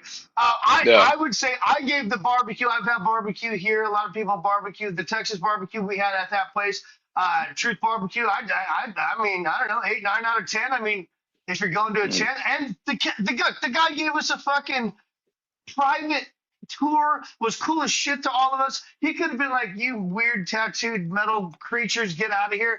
All he did was super nice and offered and gave us a private. I don't know if they do that all the time there or not, but they were. Well, I mean, even if they don't, even if they don't do that all the time, you know, the food might not be that great, but if they're going to give you something like a tour or something like that in the history of the place, that, you know, that enhances it. So that, to me, that's pretty badass. Yeah. Plus, he was a metalhead, so we kind of got in there. It was a good. Dude. Yeah. Reed and Dante, his buddy had a metal band and shit. Hell yeah. All right, I want to bring on fucking Revic. Let's bring on Revic. He was there. Morning Reds. The only question I wrote down tonight is for fucking Revic. Morning Reds. Shit down for shit. Texas tours from hell, whatever the fuck I said. Let's bring him on, Miss A, if we could, please. My fucking, the only other person I know that loves Roddy Piper, fucking Revic. And this is a serious question. It might pertain to you guys as well. This is a question. If I ever go to Texas, this is something I want to do. You know what I mean? I'll fucking talk. I'm hearing footsteps upstairs, so there he is. There he is. Hello. What's up, man? Hey, Revic, I got a fucking serious question for you right now. Because if I ever go to Texas, this is something that I want to fucking do, and I want to know exactly where it's located. I never looked up where it's located or what the fuck. Man, I already tell you, you're gonna go to Texas. First off, you're gonna go to Texas. They're gonna take you out in the fucking backwoods and sodomize your ass. That's what I'm gonna tell you. Because hey, that's what I'm looking for. Now that fucking time, you've been sodomized once or twice yourself, all right? But all right, what's your question, man? Revic, you're in Texas. You're born there. You know your way around Texas, correct? Yeah, somewhat. Oh well, that's all I need to know because so I was on looking around the fucking Facebook or whatever, the book face, and there's this from the first Texas Chainsaw Massacre, you know, they have the gas station there. It's a hotel. Is that worth going to, or have you ever been to it? So they turned the Texas Chainsaw Massacre into a fucking shop, and you can stay there for a night, a hotel. Is it worth going to it? Where's that located at? Yeah, it's in Bastrop, Texas. It was the gas station on the first movie. I did a full video on it. I went there not too long ago. Yeah, it's pretty cool. It's pretty small, but you go in there, they got a bunch of shit for sale and horror shit, and then they got some not horse shit, horror shit. They turn into horse shit until you showed up. Yeah, it was cool, man. It was they got these little bitty ass houses you could stay in back there. I didn't stay. I just was passing through, but I mean, it's worth going. I mean, if you have, I mean, I wouldn't fly here just for that shit, but if you're just in the area, yeah, it's worth going to. So if JOABA throws number 3, I would, you know, it would be, you know, I could spend an extra 2 days just to go over there. Yeah, actually, if you did that, I would suggest, because you're already going towards Austin, you go to Austin, stop there, then go to Nuclear War Now after that. That's what I would suggest doing. Fuck and some other shit too to do. Yeah, I'm so glad you come on the show, because this is I don't have many items on my bucket list that I haven't already done, but that's one of them, because, you know, I'm such a huge horror movie fan and whatnot, and when I seen that come up, I you know, I was like, man, I'd like to do that, you know. So Revit, I greatly appreciate your input on that, because that was my main question, the only question I wrote down on my notepad tonight. Yeah, man, I did a video that where I shot video and all kinds of shit where I went there and shows the inside of it and everything and all the shit. Actually, when I went there, the only thing that actually, ironically, I got this motherfucker. Bunch of fucking shit over here. This is the only fucking thing I bought. Motel Hell. Motel Hell, hell yeah. Yeah, dude. They have a bunch of shit like that there. Man, I just dumped over a bunch of fucking shit all over the place. Actually related, but not related, Toast. Toasty, if you because I know you're a horror guy, and I know Revik, you'll appreciate this. I've been talking to a guy called Bobby Rhodes. Oh, Revik's fallen off his chair. You know, Bobby spill shit on my fucking printer. Do you know who Bobby Rhodes is, Revik? The black guy? Yeah. Yeah, he was in Demons. Yeah, so I've been kind of sending, I don't know if it's him or someone who looks after this fucking dude, but I thought he was dead, actually. But I sent a message and I was like, you know, we have this show, would you come on? So we might get fucking Bobby Rhodes on here to fucking horror. But I said to Shred a few months ago, I was like, we need a guy, like, if they can come on there and ask horror stuff. I was like, maybe Revik might come on and fucking hit him up and try to fuck with him. But and Tone Joker too, because because Tone was talking about Demons, and then Revik was talking about Demons, and I'd never heard of it, and then now I want to watch fucking Demons. And then I tell you, for watching Demons, all you got to see is the scene at the end in the movie theater, except Fast as a Shark is playing these motherfuckers on a motorcycle with a samurai sword chopping monsters' heads off. So that's what you need to know right there. I mean, it's worth checking out, man. It's worth. I have not seen that movie. I've only heard all you dudes talk about it. Go to Bides, man. It's worth checking out. It is. And if you've seen the first one, you've seen the second one. Yeah, that one's good too. The first one's better though. Yeah, the second one's good though. But that Bobby Rhodes, he was also on a movie called The Great Alligator, another cheap ass Italian horror movie, which is good in a bad way. Mm-hmm. That's fucking crazy. Bobby Rhodes. Did he have any like cool lines? Any cool lines like he does in Demons? Because you know, fucking he does. I have a line for him. My favorite line he says is, "You ain't worth shit." Mm-hmm.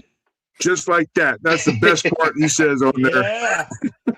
Does that shit fucking, dude, does that shit fucking influence you on stage and shit, dude? Because when you're up there, when you're little fucking, I can see you, and then you're like, "Oh, we're gonna fucking smell like some pussy right now." Man. Is that like the kind of shit that goes through your head? All that horror shit you grew up with? Or I know. Are you going through lyrics, dude? I have to ask. It was so cool to meet you in person and then see the stage Remick.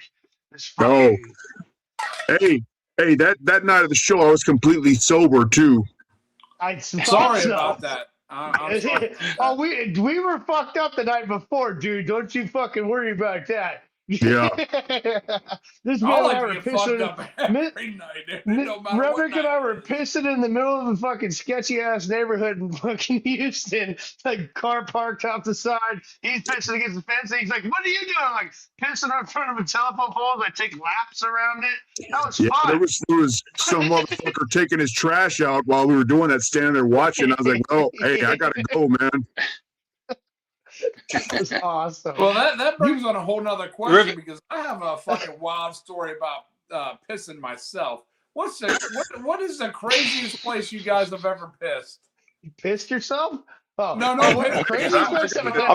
I'm pissing now, Toasty. I've got a I wish could happen every fucking night. I got a pissing story.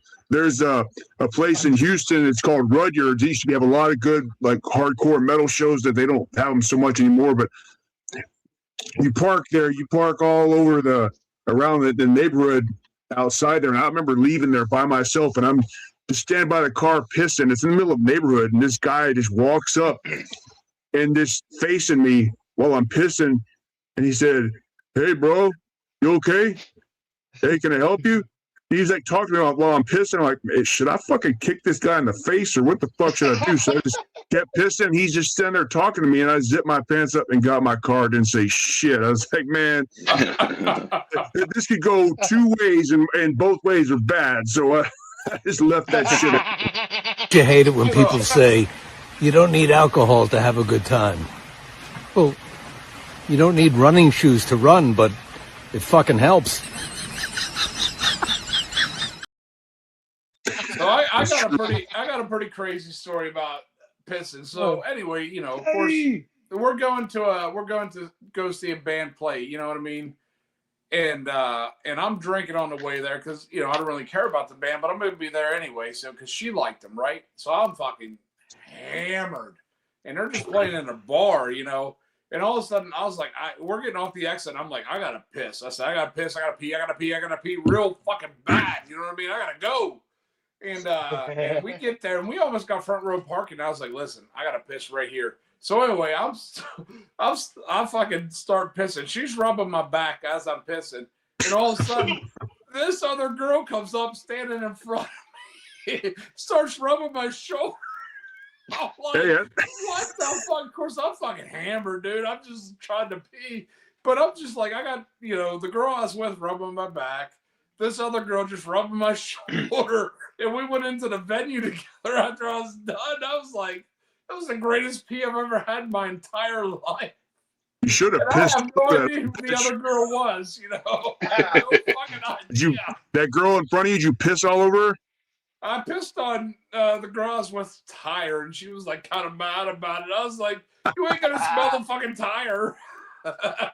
Yeah, you should have pissed all over. You should have told her to get on her knees and pissed all over her face. Well, you know. And then there's a weird transfer. I just remember asking her, why didn't you wait until you got inside the building? And I was like, I couldn't fucking make it. I was like, Unacceptable! Unacceptable! Unacceptable! You know, there is a weird transfer of power. You know, Toast. We've heard your pissing story, but there's a weird transfer of power when someone touches you when you go. Right now, I don't know if I like, you know, when you get stage fright, when you go up to like piss and there's no fucking things to block, you know, what you're doing, especially at these old fucking bars, and you'll get up there and it's like you'll get it out and you really need to piss, but you won't. But if someone touches you, there is a weird fucking, I don't know, I can't explain it, but if someone's touching your shoulder and then someone's rubbing the other side, I don't think I could fucking piss. I think it's a weird. It was fucking amazing. It was the best piss I've ever had. It was okay. It was like, you can do it, buddy. And then all of a sudden, this other chick walked up and started rubbing my shoulder like I was just pissing, and they were just like, "You can do it," you know. It's like, I mean, I'm if a chick's over my shoulder, I'm like, I'm down with that. Yeah. So anyway, I've got a question. I know. I know this is a great piss fucking fest here, but like I had a question that I thought Fran might have been on, but Revik, you can answer this. When did you find out about Texas? Like, when did you find that you guys were playing? Playing what? Come on, when you were asked to do Texas, how far back was that? When did you get asked? When we were asked to do Texas. Yeah. Unfest. Unfest. When you, geez, do I have to explain it? Oh yeah, you do. I got a thick fucking skull. It was a long time ago. It was months and months ago. Back, I don't know, during the summer of last year or something like that. I can't remember. But yeah, I was going to go no matter what. I'm just interested in that timeline. Right. Yeah, it was quite some time ago that I knew about it. He sent me a message and yeah, fuck yeah, we'll do it. Because I was going to go no matter what. So, but playing it, that's even better. At that point, did you know any other bands on the bill? We got Shred, Revik, and Lee. I want to hear everybody's best story from Texas. So, if you're going to tell me this story, I want you to tell me the story that's going to make me go next year. I want everybody in the chat to fucking go. So, if you got a story from this year's Texas party that's going to make me want to go, I want to fucking hear it right now from each one of you guys, and I don't care who starts it. I got one. You never get mosh pit. I'm 46 years old. I got in the mosh pit. I moshed through 2 of Morning Red songs, 2 Hexea songs. There was a guy in there. I was over there huffing and puffing, and he goes, I'm like, I'm 46. And he laughed at me. He put his hand on my shoulder and looked back at me, a all gray hair, short hair guy. Big old guy, and he goes, I'm 56, and he pushed me and went back into the mosh pit, and then I went in with him, man. It was awesome. Like, fuck yeah, that's a great story, dude. There was old guys in there, there was young guys in there. There was a pit. There was a real pit for a minute, wouldn't you say, Revik, Lee? There was a pit. There was like a good fucking, all right, let's go for. I mean, listen, it was mellow enough. Like, nobody got fucked up, but it was like, yeah, there was a couple guys that were down. Matt Nevermore was down. Fucking Max Costco in the chat was fucking down. Fran got in and fucking did the pit for a minute at the end. This old guy, I did enough, and then I was like, all right, there was a vibe, you know what I mean? But it was fucking awesome, dude. It's Shred. I'm intrigued now. So who can put me over to the next step to go next year? Oh, I can tell you right now, because I'm going to be there. That's why. Dude, this guy right here? No, he's not fucking playing. Meet this man. And if I ever meet you, man, I want to do a shot with you. Hey, just one. He'll do more than that. That's what I want to hear. I'm there. I'm in. This is one guy who comes prepared to party. He's on the play. Revik, seriously, I'm not even fucking around. He was one of the first guys to text us coming in. Text me coming into Texas going, what are we doing? What's the plan? I was like, holy shit, fuck yeah, dude. We're going to do some shit. And Miss A, I have the picture of the first thing Revik texted me. It's that little baby picture thing. It was so awesome and welcoming. I think I have that available, Miss A. If you can put that up. It says like Revik's first pic he sent me as I'm getting up there. You have to take your plane off airplane mode. And I'm getting I had 50-something messages. And a bunch of them are from this dude right here. And the very first one is this. Here, do you want me to give it? I think there it is. That's what he sent me. And I'm like, I'm already like, yeah, I'm like, this is gonna be awesome, dude. And that was barely on the plane. And then the cool thing about that is, I want to kind of follow up with it. Mere minutes later, I'm texting Lee and Miss A, and they're in the same terminal as me. It all worked out so smoothly. We got in the car, and Revik's like, all right, dude, what are we doing tomorrow? And again, you are an incredible host, dude. You're an animal.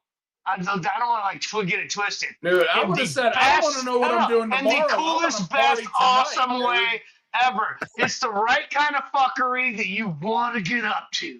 It's a vibe. That's all I want to say. So, Lee and I, besides being Shred or my brother War or Miss A or the King Ho Ho, Red, you're right there in my top 5. I want to fucking meet you in person, and I don't care if we just shake hands, hug, or do a shot together. I just want to fucking meet you because we've been live together twice. This is our 3rd time, and every fucking time, dude, you make my fucking entire day, entire week, dude. I'm going to work and I'm showing like, hey, you guys got to check this motherfucker out because this motherfucker is a motherfucker right here. You know what I mean? Like, this fucking Revik is a more motherfucker than I'm a motherfucker. And I'm like, fuck your mother, Man. all right? Hey, I'll take that, man. Somebody tells me, hey, man, you made my week and you're a motherfucker. I'll take it, man. Revik. So between the guys, between my brother Warhammer, I sent him dirty pics tonight, and Shred, I send him fucking shit all the time, and Miss A, bless her heart, she fucking helps me out because I don't even know half the time I don't know what I fucking tell her, but she understands and she makes it happen. Bless her fucking heart because she's got to deal with my dumb ass. But besides these guys, I want to fucking meet you because, dude, you look like a guy that wants to drink and wants to party, and that's what I'm all about, man. I mean, what you said right now is just a fucking innuendo of what I'm really like. I just want to fucking party, and that's what it's all about. Like, people ought to pay to live like I do for a fucking week.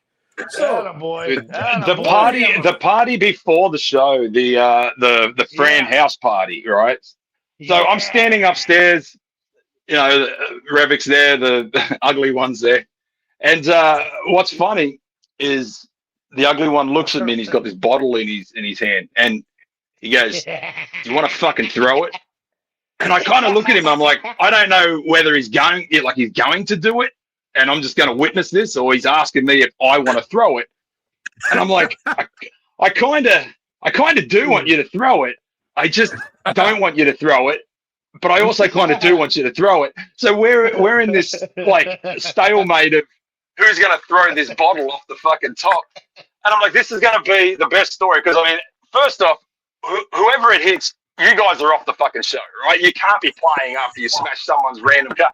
And then as we're standing there, Fraser gets fucking caught between the gate and the truck. And all I can see is Revik trying to get his phone out to go, fucking Fraser, just stay the fuck down. And the fucking gate is closing and Fraser's stuck. Like shit like that, you just can't script stuff like that. And that is like fucking bang, bang, bang. And then also too, in the same house, you've got Chris from Bloodstorm downstairs. When I walked in, I think he had Noella cornered, and all I can hear is Motorhead, Girl School, except all the stuff. And then I walk upstairs, I come back down. Now he's got another person sitting there, and he hasn't missed a beat. He's still fucking talking. And when we left in the same seat, still fucking talking. Yeah, that is Chris. Chris making goods, man. Bloodstorm, you rule, dude. Go and follow me, man. Hey, talking about stories, man, and about Fraser. You remember Shred Bear? I think you were in the car. Remember, we were driving somewhere, and every time I tried to tell a story, that fucking hillbilly kept cutting me off. I was like, you just shut the fuck up and let me finish my story. Miss A was in the car with us, too. It was Miss A and I in the back seat, Fraser in the front. And that's the other thing, and I didn't mind it. Revik's like, hey, you want to ride with me? I'm like, yeah, dude. And like, I don't care if we're out riding shotgun. I'm not like an asshole about it. Fraser's like, hey, man, I'm going to ride shotgun. Okay. I'm like, well, all right. I'm like the guy from out of town, but cool, dude. I didn't say it in my head. I was like, that's cool. I'll just ride in the back, I guess. But either way, Fraser, you still rule. But yeah, no, he did. Every time in the fucking car, you'd be right like almost at the pinnacle of the fucking story. And Miss Air in the back seat, I'm like, yeah. Yeah, and then Fraser be like, hey, man, this is where I fucking go from work and shit. You should turn right here. And we're like, what the?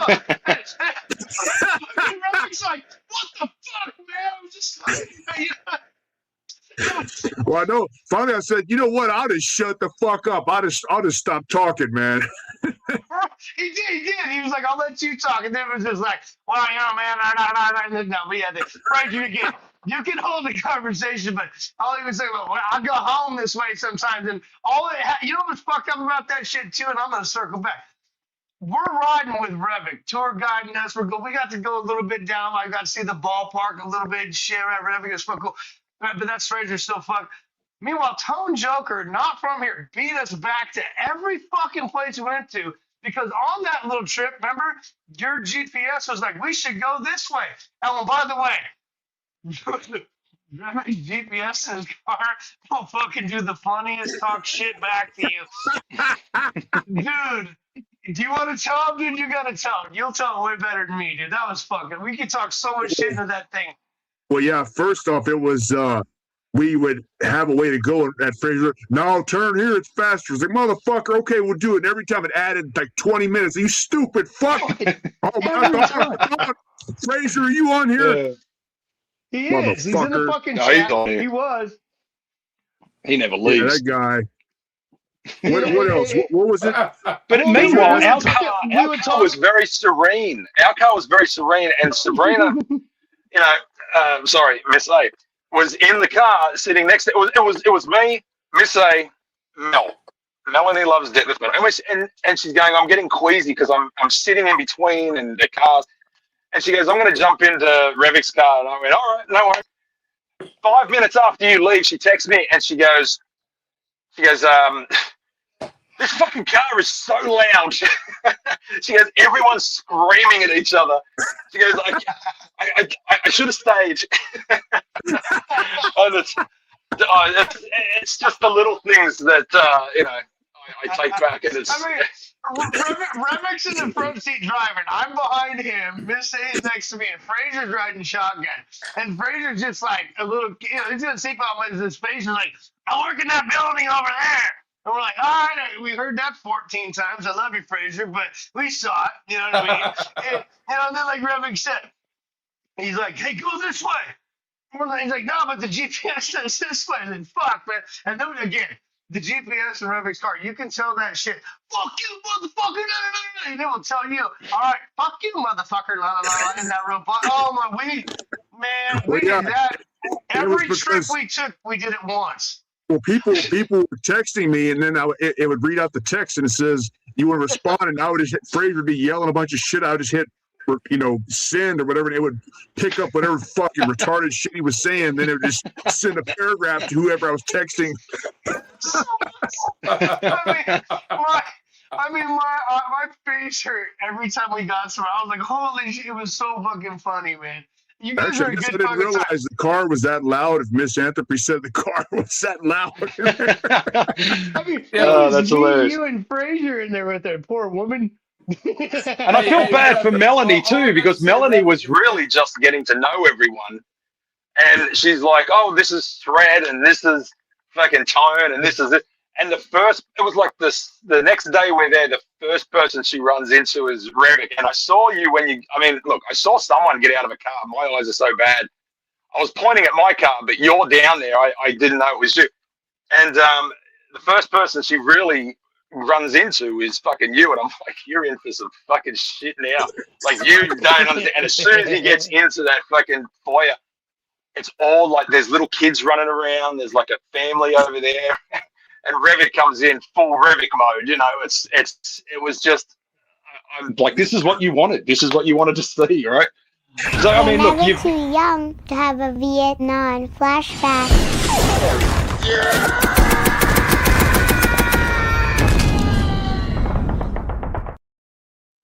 That's how Melanie looked. That's how she looked. Hey, yeah, actually, we were in that lobby of that hotel. I didn't realize we were yelling so loud in there. I was like, yeah, we probably should leave. Ride with you, brother. There's no fucking other way there is about it. There's no other person that likes the fucking Roddy Piper as much as I do, dude. If I make it to Texas next year, I gotta fucking ride with you and do whatever it takes. We'll fucking bunk together. We'll fucking drink. You're gonna do whatever it takes. That's what he wants. Hey, he's gonna do whatever it takes. I think you got to take him to that dumpster by Sound Exchange, and he's going to do whatever it takes behind the dumpster Well, I want to go to get the in fucking that car. dumpster, dude. I just want to party for fun, you know? But we can make that happen, man.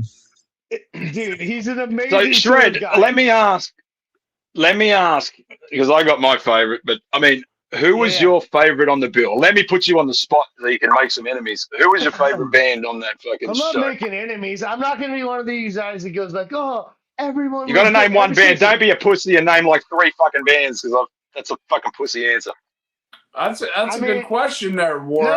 Okay, my favorite part was when Andy Jones and JD and fucking That's not the question, but nice duck. I know. Okay, okay. My favorite part was when you Mortar Red's band played he didn't ask Kill 3 People with the Crowbar with the chick dancing. Fuck off. That was my favorite part. Didn't see that coming. Okay, I was standing with Melanie Loves Death Metal, and we were both all like, that shit. Hey, I've never been to a metal part. show. No, what? But no, dude, you should have been there, dude. My video fucked up, by the way. That's why I had to turn that one video weird. I fucked up with my phone. I should have just kept it one way, and then I did the thing and it fucked up the video. I would have had so much more Revic to give everybody. But that set, that was your last song, right? You ended it with that, right? She played it. She was in 2 songs, the last 2. Yeah. Oh, that's right. The last 2. Hey, man, I wasn't fucked up. We're good. It was great. No, but I did chill that night, but I still did. I was fine. But yeah, dude, she danced to black metal in the sexiest, hottest. I've never seen something like that before. It was so fucking cool, man. I mean, I've seen stuff like that before, but not in that setting with you, like that genre with you fucking maniacs playing, dude. The song with her movement was awesome, and I wasn't the only one. The crowd was fucking. We were mesmerized, to say the least. I don't know if there was much of a pit during that song as there was during a couple of your songs, but people enjoyed that. So, Yeah, Warhammer, the goat Can you please wait? No, I mean, look, I think Revic owes it to everyone to tell us the story of the same story you told me about the keyboardist, the keys guy. Explain that situation as far as. Yeah, we found him in the bathroom at a gas station. That guy has a keyboard. He would play, had a keyboard set up, and people would give him money, and I guess he would jerk people off in the bathroom too. And then we just started talking to him. Hey, man, you like rock and roll? And he was like, yeah, man. And we kept talking, and then our drummer started talking to him, got his contact, and he said he was going to come play the set, and he learned the songs. dude, see, I was like, I mean, okay, let me back up and say, I was this close to him, and he had the mask on, and he just thought, watching him react to you, oh, fuck, you guys are, it added to the insanity in such a cool way. And listen, you can hear those fucking keyboards, motherfuckers, by the way. That new song you guys got is badass, too, motherfucker. That was fucking awesome. That was, Hey, and who is, oh, shit. That's Joe. an Ace fan right there. That's the man who put on the whole show right there. That's the guy. JOABA, man. Hey, we're in the middle of asking what everybody's favorite band was, man, and we're on Warhammer right now. What was your favorite act? Well, my band, of course. That's right. That's right. There's Charles right there, the bass player, beat to the K. Charles rules. Fuck yeah, That's the smelliest man in metal. Hey, Francisco, your video on my channel has the most views of my longest form videos ever. Oh, wow. It's like my second or third. It's creeping up, man. Yeah, it's flying, dude. So congratulations.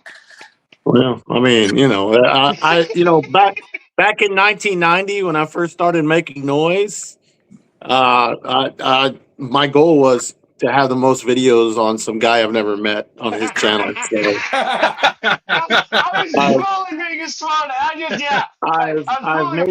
made it. I mean, I have an award for you. I'll send you the itinerary for the show tonight. I'll sign it if you'd like. Yo, Fran, I'm glad you're here because I do have a question for you, Fran. Thank God you're here, man. To wrangle these motherfuckers under control. So, this is your second JOABA Fest. So what started the original JOABA Fest? What started this in motion? Well, first of all, I don't consider it a fest. It's anti-fest because fests are usually very overpriced and expensive, and they for somebody who's up in age like me, you're kind of dead by like the first half day. You know what I mean? So, but ironically, what kind of got the ball rolling was actually playing a fest in Houston, and a lot of there was several people that kind of follow my show that showed up in the chat, and it was a cool hang. And I was thinking, well, shit, you know, I can do this at a much smaller, less expensive way. So I just decided to do it, and it worked out. And it's just what I do is just trying to be the opposite of every other show basically going on nowadays, because people are like, dude, it's $5. Yeah, it's $5. And it's mostly a place to hang out with people. That's all it is, with bands playing in the background. That was kind of my intent. I mean, the bands are important, obviously, because I personally pick all the bands, and I only pick people that like support what I do, like the channel. So just to try to you did good, man. Because I was an Insecticide fan before, you know, you picked them. So I mean, I was like, man, dude. Yeah, I should have just fucking went. You know what I mean? But yeah, no, I have another question for you, because yeah, go ahead. I definitely love your fucking name, Jamming Out All Badass JOABA. How did that become? Because that is a fucking, to me, that is a beautiful name, JOABA, Jamming Out All Badass. Well, I can't take all the credit. It's just something friends and I would say. And you know, if you're gonna jam out all badass, like I'm jamming out all badass to whatever it is I'm listening to. You know what I mean? Yep. So I kind of used it for the show, and wasn't really expecting much when I first started. I think it'll be 5 years in March. Yeah, 5 years in March when I started doing the channel. Yeah. And it's just something that it was something that a friend said, and it's just like, you know, I gotta give you you know, fucking shout outs, because every time I, you know, if I'm awake at late, I request the same thing over and over again, and you play it over and over again. I'm like, hey, play some Tankard, and you fucking play it without hesitation, and I'm so fucking grateful. You know what I mean? Because, you know. So, you know, people have asked me, well, what, you play stuff that, now I will say I do like Tankard. Well, you're playing stuff that you don't really like. I was like, well, that's not the point. The point is, and that's why sometimes I do my own separate thing where it's just me. But the way I see it is like, we're at the house, and now Revik's up to play a fucking song. You know what I mean? And if I don't like what he's picking, oh fucking well, somebody else is going to come along and play something else I may like. The song choice is not really the main, I guess, the main reason behind it. It's the fact that everybody gets to put in, hey, this is what I like or whatever. Let's check out what you know how it is. You want to hear, you want to play something that you want somebody else. Yep. That's, hey, somebody else might like it, so now you got somebody to talk about Tankard with. You know what I mean? Yeah. That's basically my entire show. You know, the first hour I play my list, and then the second half it's just like the crowd takes over, and we could be listening to anything from fucking death to soft rock. You know what I mean? It doesn't matter. Yeah. I don't. I mean, my show's always been about. It's not. I never pigeonholed it to be a one type of music. It's it's me. It's my show. I listen to all kinds of shit. And I know people say that, but people that are in the underground extreme music scene are the most open-minded people. That's why I was able to have Luke Juarez play the show and do so well and be received well. Yeah, you know what I mean? Fucking awesome, Fran. That was a perfect way to start the show, by the way. Now, if we play, if we get Mortar Red or ETD or Hexea or somebody to play maybe a show that they're used to playing, it might not go over as well. Because people that are into underground metal, punk, hardcore, whatever, they are the most open-minded people there is. Yeah, you're going to have some people that are, closed-minded as fuck or whatever. Right. That's them. But that's why I'm able to do that and have different types of bands, because I know people will they'll see the either the dark side in it or something in it that they will like. I think the connection. There's a connection always. Yes. That's absolutely true. And everybody was totally into Luke Juarez. Everybody to people. Dude, Luke told me they're fucking good, man. He told me, dude, that's the most people. Good. Yeah, he told me, dude, that's the most people we've ever played in front of. I was like, well, I knew that was going to happen for you guys because I know people that are into this shit are they're going to accept it. They're going to see the good in it. And and I think it was successful in that way for them, Oh, dude, it was successful for everybody. Again, like I said in my video, dude, putting this on, you brought the economy of that town to the local businesses up. You know what I mean? You sent us to cool places. It was cool to go to Sound Exchange. Again, Revik, cool fucking tour guide, dude. Fucking took us to the Empire Cafe, and it's a Beastmobile. You all saw the Beastmobile we rode in. It's a very sharp car, but if you're careful, you can get in that goddamn thing and it'll tour you right around. Hey, you had to go to those places, man. Yeah, it wouldn't be a bad idea if Revik did like masked. Yo, I'll be right back. Masked. Yeah. Tour, you know what I mean? If you haven't employed him by now, you should.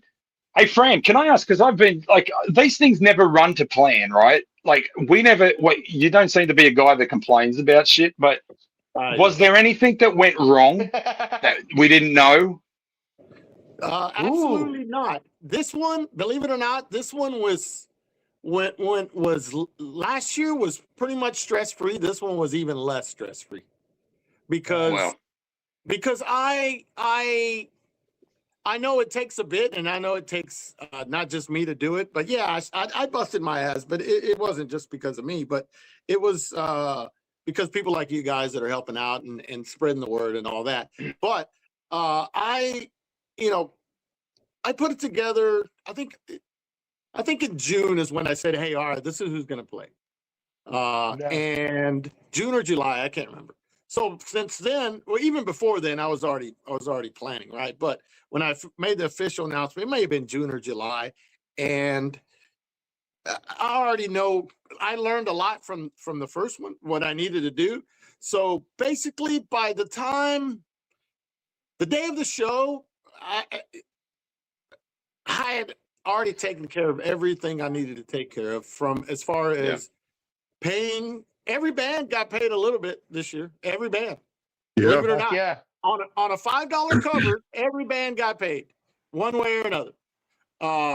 And I did the same thing last year. What am I saying? But I didn't have to worry about I got to make sure this many people show up. I don't worry. When it comes to the show, I don't want to have to worry about that. I don't want to have to worry about that I get, 200 people in the door. Because that makes the show just a nightmare. I don't want that. Too much pressure, man. That's too much pressure. It's got to be fun, dude. Yeah. And you kept it fun, Fran. You were fun during the show too. Like, you know what I mean? Like you feel that you weren't stressing. That's all I'm gonna say. No, not at all. I mean, I wasn't feeling the best. I never told anybody, but yeah, I wasn't feeling great. But I don't let that stop what's going on. I don't want that to be a focus. I don't want anybody. Hey, you okay? It's like, yeah, who cares? As long as you're having fun. But I start planning, and the reason I do what I do on my show with the wheel and whatever else brings in a little money, it all went to that, and that's why it was able to be stress-free as possible, and that's why I was able to. Morning Red's drummer let us borrow their kit. I paid him for letting us use the kit. All that none of that came out of my pocket. It was just from people supporting the show and helping out that way. That's it. That's good. I mean, that's all. And I don't know if you were aware. I mean, obviously there's going to be other people who are friendly with other people, but I know between myself, Fred, Miss A, and all that, we, even back when you were announcing the bands, we had a whole ticket of bands that we thought were going to be on it, and it was like okay, the first band's going to be this band, but if this band doesn't have it, then this band's not going to be in it either. So we had this whole behind the scenes, which you don't ever get to see, but like we had a whole bingo card full of bands, and we figured that if Morden is asked to play, then Infuriator won't be. You know what I mean? So it got balls deep into who was going to be on that show. Well, and so this had a life behind what you were doing, which I don't think you fully you don't get to see. There's only one band that will always play every year, and that's my band, because that's the one time we play in Houston. That's it. We're going to be the only constant band. I know Hexea played the first one, but it worked out. I kind of wanted them on this year because their album had just come out. And the reason I asked Morden Red is because the guy is constantly supporting what's going on, making videos. He doesn't have to do all that shit, but he does. Yeah. And I was going to ask you, Revic, I haven't been to all your shows, but I'd say that was probably one of your best, like, responses to a show. Is that would you say that's fair? Probably that. Well, it was one of the better. I mean, the ones in Ohio and New York were really good, but yeah, it was a damn good show though. Yeah. And we got a good video of it, and yeah, we had a good time, good response. We sold a lot of shit, so yeah, it was for us a very successful show. So we were very happy to have been part of it. Yeah, and another thing, the reason people buy a lot of shit because I like to think the cover's $5. You go to a show and you're paying $50. I was like, fuck, I don't have enough to buy a fucking t-shirt now. Right? Yeah, that $20 t-shirt's out of the question now. Right? Yeah, exactly. So everything about that was ran professionally, and it's one of the very few shows like, okay, this band's gonna go on at this time, and it actually goes on this time, and not 30 minutes behind, fucking idiot dragging ass. Yeah. I mean, I'd like anybody in Houston to play. If you're gonna book a show at Ojamont. I mean, to me right now, it's there's other cool places, but something about that place is just the people running it are just, I don't know, they're doing it right. The sound was great. The sound was fucking phenomenal. I want to back that up, Lee. Hell yeah. The video that you put out today. Sorry, the video that you put out today, Revic, with the live show, like, I couldn't believe how good that sound came out. I mean, I don't know where you got it from, but the sound to that just off videos, like people's iPhones, like that was fucking really good. Yeah, that's a testament to the sound. It did turn out good. Yeah. I mean, in every band, too, what I liked about that show is normally I have to go to a show and wear earplugs. It blows my fucking eardrums out. It was loud enough where it wasn't pussy shit, but it wasn't killing. It wasn't so ridiculous where it was just painful. It was great. You could still socialize. Yeah, it's still social. That's right. You can still talk a little and fuck someone up in the pit. I'll attest. I witnessed Francisco circle pit at least 3 times. I watched this man. He got in the blender. He got in there. He fucked around. Kind. It was more like 2.5, maybe. I'll give you 2.5 circles, man. But I saw you. We made eye contact on one, and I was like, hell yeah. Yeah. No, right. Like I said, I wasn't feeling great, but I was like, I saw like Max Costco, like, just that guy. I don't know. Everybody had fun, but I don't know if anybody had more fun than Costco this fucking that weekend. That guy was just into it, man. Shout out Max Costco, dude. You were fucking every song. You could see his fist, hand, or head. Yeah, right up with front. With a beer in his hand, I think the whole time. Absolutely, with a beer in his hand, or with his phone in his hand, with like 130 people on a live show at one point, fucking watching that shit too. So it was cool, man. I'm glad you guys had a good time. I'm glad, dude. I haven't had one person tell me, whatever. But everybody seems to have a good time. So that's kind of the whole point of the show. And the weather was great. The weather was fucking awesome. Dodge the bullet. It's and like yes, exactly. I said that. If this was this week, half of us wouldn't be going home. We'd all be sleeping in an airport. You might have not made it. You might have not made it in. Well, you might have made it in Thursday. Yeah, but dude, Francisco, I have a question for you. And this might be a question that everybody knows, but I don't know. So, where did you get the name Eat the Decay, ETD? Where did that come from? Because that's a pretty cool name. And it's a fucking great logo. Good question. It is a great logo.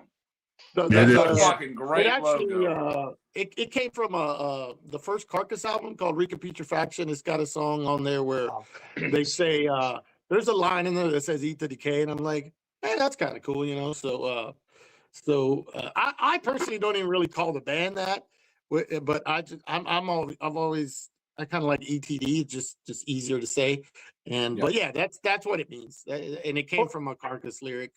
Even the acronym's cool. You've been known to have acronym bands. Right. Yeah, the acronym bands are fucking working for you, dude. So keep going with the acronym, man. I mean, an acronym works harder sometimes because, like, once you get to know the meaning of it, it's like, oh fuck, it's like a little more inside, you know? Yeah. No, it's that's what it is. But yeah, I don't think anybody's ever asked me that. But yeah, that's what it's from. It's from a Carcass. Fucking hey, Toasty. Good question, brother. And even like that cassette. Like that to have a testament of last year was cool. And I mean, I've sent Revix shit and I'm like, dude, why haven't you fucking put this out? Like this, the sound's good. It documents something. And like to go to a show and pick up a show from the year prior, like, will you do that again? Is that something? I mean, because it's sold out, right? I mean, we actually have some extras, and we're gonna fuck with these things on the show. But like, but I mean, like, is that something that you would do again, just off the success of that? Well, the reason we did it is because we were expecting our next release to be out, and it wasn't. Obviously it wasn't out. So we were brainstorming as a band. I'm like, well, fuck, dude, with that comes from the videos that JD put up last year. You guys remember every band had like a video that came up. That audio is directly, I mean, JD may have tweaked it a little bit at home, but that comes straight from his cameras and whatever the sound was at the show. And so if you guys want to thank anybody, you could thank JD for recording the show. And I think Morty Red could do the same thing with the video that came out that they put up. I mean, it sounds good enough for a fucking like a tape release. But anyway, we were thinking about that, honestly. Yeah, dude, it sounds fucking great, dude. And so Matt's label Mutant Sound. I was like, hey, dude, do you want to do it? He's like, yeah, fuck yeah, I'll do it. And so Matt, shout out to Matt, because he did a great job on the layout, because he included the flyer. He included the flyer from last year. Oh, there you go. But he included the flyer, he included the set list. He included a lot on there. And then, it was cool. It came out great. The J card's like almost reversible, would you say, Fran? Right?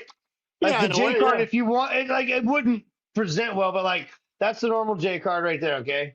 But if there's the inside, and it's got the set list and all that. That's cool. It's kind of small, but then it has like the poster. Yeah, it has the flyer from last year. Or the flyer. I mean, list. Right, and then the set list, and dude, and then like the little Eat the Decay. It's really cool.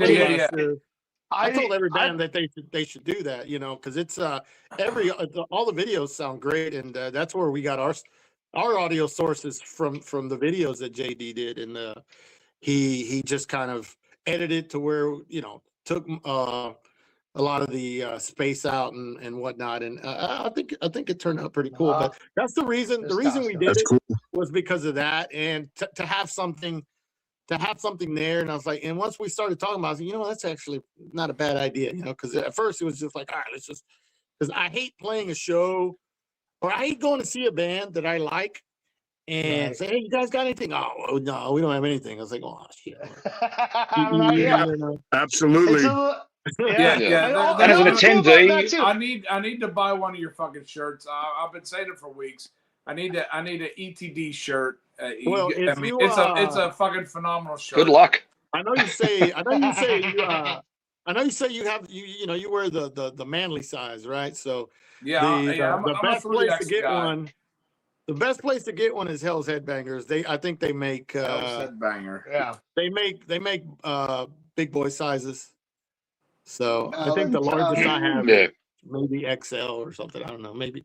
But But no, yeah. And as someone who goes to those shows, friend, like you want, like as an attendee, like I want to take something away from that show, which is for that show. Even, I mean, look, I know you didn't have the shirts, but like for that tape to be there, okay, it was the year before, but I get to get something and take it back. And we had people contacting us like, can you please buy us one? Can you please? So, I mean, there's a lot of people that are in the mail that want this type thing. And I mean, I think it's you're doing, I'm going to get on my soapbox, but I think as a disservice to the people who are like, you know, Hexaea fans, Mordant fans, you know, even Insecticide, like to not have something to document that when you could, I think is a disservice to the people that went. Yeah. Well, I'm glad you said that. I do listen to suggestions. How Lee's the one that pretty much put it in my ear to do a second one. So I do listen to like suggestions. Attaboy, Lee. And I will ask How about a third one? Let me put that out now. Hey, that's me in the background taking a picture. Guys taking a let me tell picture. you something about Warhammer. He has suggested some of my merch that I sell pretty regularly. You know, it might have been something I said and just never picked up on it. And he messaged me one day, says, "You ought to put that on a T-shirt." And I was like, you know, I was like, if great I'm idea. And I'll be fucking damn if it didn't fucking work, dude. This guy here is a fucking marketing genius. That's all he's the Don Draper of he's the Don Draper, and I never watched that show, but my wife did. He's the Don Draper of fucking metal fucking merch and the idea, man. He was like, "Yo, brother Toasty, you ought to drink a Foster's and sell that fucking T-shirt." No one said that, and that's Scottish, you prick. But there is something to be said for the story that, like, I mean, if you announce it in June, like we're following, like I love the science behind the show. You know what I mean? So for you to say in June, okay, we got all these bands going, and then every so often you drop it in, something comes in, another band is announced, and we get to see them. We're invested in that story. It's almost pre-selling that show. So we were already booked. I mean, look, we would have come regardless of who was playing, but like we saw the fucking lineup. It was like, great. We know some of these bands. Let's all go down. And then we had Shred. We spoke to Melanie, and Melanie was like, yeah, I want to go and see these bands. So it was like a thing where that call that went the first time spread you're not going to fucking believe what you're going to do when you get down there. It's not a 1-day show. It's a 3-day fucking show. You know, and that's what people I think need to realize. Well, and I think you brought it up. I think I heard you mention it, Lee. So Friday, we hang out Friday, and you get to hang out with the bands that are playing the next day. You don't you'll never get that anywhere else. If you go to any show, you're not going to get to hang out with whatever band you're going to go see. It's not going to happen. Not because they don't want to hang out. It's just logistically. It's just the way it is. Yeah, it's just the way it is. Awesome that you invited us to that. That was awesome. You get to just, you know, you get to yap it up with Revik and his fucking bandmates for hours on end or whoever, you know, and so that's one thing I did from the get-go, just because I thought it'd be kind of cool just to selfishly speaking, hey, let's just fucking hang out, let's make a weekend out of it, instead of like, hey, you guys come in on Saturday and play a show and then you'll be gone, and then like how many times have you said, damn dude, I wish we could have hung out a little bit more, right? It's a destination, dude. You've created a destination for me. It's my birthday around that time every year. I'm gonna plan it around. No, I'm serious, dude. Even if it's generally around this area, because it's a good promotion. But all it is again, you get there. There's so much fun, you guys. Oh my god, I lost my fucking train of thought on this. Well, but it was fun. First off, you don't even have to have a train of thought. All right. So what Francisco is doing is fucking phenomenal. You know, I don't know anybody else that's doing something like he's doing. You know what I mean? He's putting everything up front without receiving a payday. You know what I mean? He's recruiting these bands that you only got to pay $5 to get to, and And I mean, he had fucking insecticide there. Like, I'm jealous that you guys got to see that. Like, right there. You know what I mean? But you know what I mean? At the same time, dude, Francisco's putting this all on himself, doing whatever it takes to do it. He's putting up these bands, putting up the show, putting up the party, basically. And he asked for nothing in return, which is fucking phenomenal. And I'm not. And everything I make, I put it back into whatever. And I'll fucking go to it. Every time I see Francisco on Facebook, or not Facebook, but YouTube, just because he does what he does, I'll fucking spend $5 for a Tankard song every fucking day of the week. That if he's on, I'm like, we're gonna listen to Tankard because. My brother Francisco's like, hey, if I'm paying him $5, which I could probably ask him without no money, and he would probably still play Tankard, but I give $5 because at the same time, dude, he's putting on this phenomenal show in Texas that I am bummed out that I didn't go, and whatever it is, man. But at the same time, it's like if you would have gone, it would have been the time of your life. It'd have been memories that would have lasted a lifetime. So Francisco, I hope you put on another show because I'm probably going to be there. That's awesome. I'm glad. It's cool to hear that. I think I said it before, but it was cool. Lee, Miss A, Tone. There was some people that returned for the second one, and that was the fact that they showed up for the first one was crazy, and then they came back again. So it tells me, we're doing something right. And now we're going to we're already in discussions to fucking accommodation for Dead by Dog. So we're following this to Dead by Dog. I mean, so even Melanie loves Dead. Like she's trying to find flights to get to the Dead by Dog show. Ain't that right, Revic? Houston's taking over. You got it right. Hey, Houston is fucking awesome. Hey, all jokes aside, he's talking about Houston taking over. I mean, but there's so many fucking good bands here, man. They're good fucking bands. Yeah, it's been cool lately. And one thing else I was gonna say, I do take suggestions. Like, I do want to get feedback on like what people thought of including. So this year we had the heavy metal market beforehand, and we also had a DJ that was there. So those were two different things that weren't there the second one. I don't know if I want to do the heavy metal market again. I think that was hell yeah. That needs to be. I love that.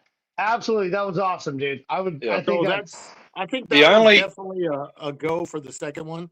Now DJ, I would love to see. Sorry, Fred. Go ahead. No, I mean the only thing I said, I think I said it to Shred, or I might have said it to Miss A.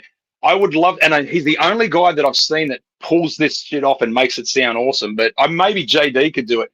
But Shane from Vulgar Display, to get him down so we could live stream the whole event. Oh yeah. That would be fucking amazing. Good job. You've worked with Shane. Yeah. I know Shane personally too. Shane would be. We've all talked about that. That's. Fran, I'll get you in touch with him, or Revic actually can too. I'm just gonna throw something out there. Maybe instead of a DJ, maybe have a local band that's like a cover band play, whatever 4 or 6 hours, whatever it may be.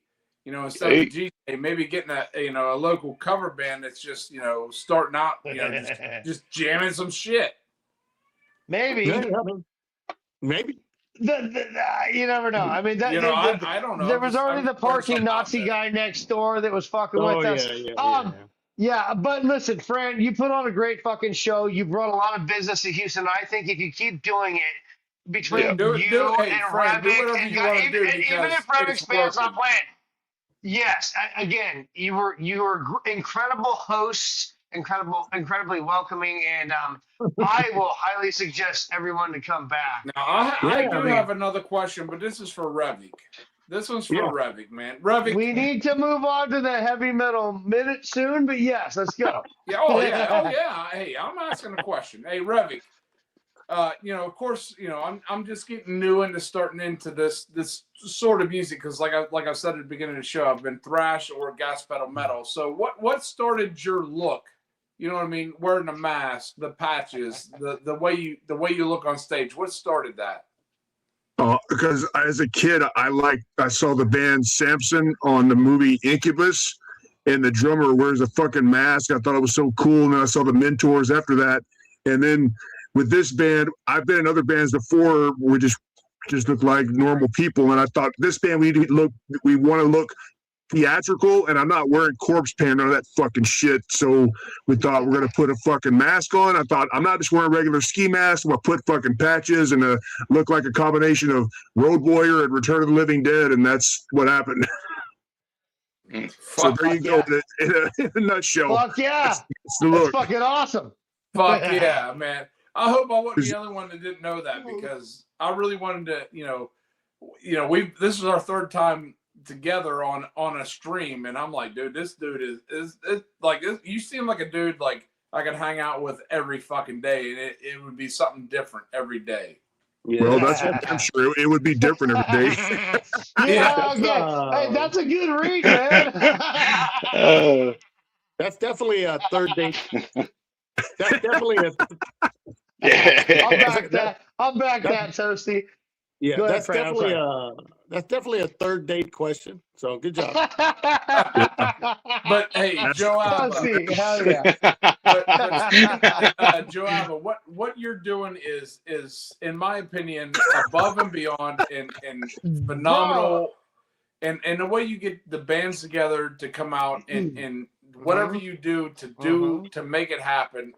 I mean, to me, in my opinion, is you're going above and beyond to keep metal alive, and you got all my respect in the world, because you're not getting no payday from it. You're not banking from a millionaire, Jeremy. It's just, at the same time though, you're putting on a great show that hundreds of people have memories of that they're never going to lose. You know what I mean? It's true. Yeah. I appreciate that. Yeah, no, that's cool. Like I said, as long as you have fun, that's really all that matters. And we're definitely going to do it again. The only thing that sucks about having it in January, like everything else after that, it's kind of like, fuck, it's cool, but it just doesn't. At least for me personally, it didn't live up to January. You know what I mean? So, hey, send it out, man. We'll fucking. I'm gonna try and get everyone to go. FOMORIAN Productions. Let's get behind it, Lee. We'll fucking Miss A, all of us behind FOMORIAN Productions. We will help. Let's go. Let's get some worldwide attention to go to all these shows, man, and making them. Are we not behind it? Events. Are we not fucking behind it? Well, I thought we were behind it. Well, hey, I think the fucking test is. Man, I'll start if you got another one coming up. I'll start promoting it right now. Toast the abides, because you got to show is so fucking Toast. selfless, you got to be there. You know what I mean? It's so fucking Toast, selfless. you got to be there, buddy. You got to fucking show up. You got to jump a plane. You got to fucking show up, because that's how you keep it going. You know what I mean? And that's to everyone. Yeah, like if you even toyed with the idea, you need to fucking just bite the bullet and fucking throw down your money and just do it, right? Because trust me. But at the same time, listen what I'm telling you. Oh, here we go. Don't argue with me. What JOABA is doing right now. I'll put you off this show. I don't give a fuck. Because we've been on a stream or two together a time before. He's getting rid of his personal collection to make this happen. So what he's doing is so fucking for you to show up to that fucking thing. Metal alive. You know what I mean? It's fucking phenomenal. You know what I mean? So all the respect I have goes out to you, Joe. It is. When I heard that, when I heard that, it was like, let's send all the stuff in. It's just, I think. Look, if you can't go. Look, dig deep into a collection, send it to him, stick it on the fucking wheel. At least you're helping in some way. I think that's a great way for everyone to get involved, everyone to feel a part of it. And then, like, if you can show up, believe me, I would even go to the point where FOMORIAN, fucking Shredbeard, will pay you your. Do not fucking enjoy it. Like, we have never had a time, and it's only been 2. We went there the first time. We fucking loved it enough to come back the second time. We got a fucking lunch. All the fucking record stores that we could fucking handle in that day for old people. A tour by Revic. A house party. JD Cooks. You've got Chris fucking yapping over there in the fucking seat talking about metal. You can do that all fucking night. right? But I mean, you just need to be that. You need to show up. That's how this shit just keeps making the next one and the next one. Hell yeah, I'm all for it. The less I got to do, the fucking better. You know what I mean? There we go. No, Yeah. Penny's giving it up. She's giving it up hard. Because she's with Captain Hammer. And these are not the Hammer.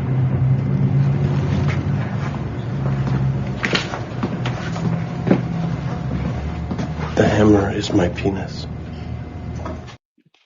Oh,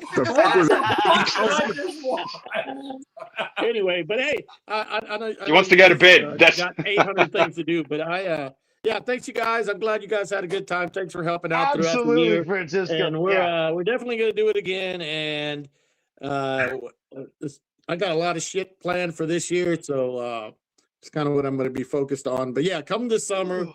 Expect like band announcements and all that shit. So hell yeah. Hey, anytime you guys go to JOABA's show, just know he will play fucking Tankard because every time I've been there, he plays fucking Tankard. That's my fucking dude right there. All right. So if you request Tankard, this motherfucker will play it. That's how fucking Tankard. Yeah, right there. I got Tankard in the holster all the time, just in case. In case he shows up, I already know. And Toast, if you don't show up in 2027, you're a fucking poser. I got caught in poser last night. The back window of Francisco's car has a huge Tankard sticker on it. You should see it.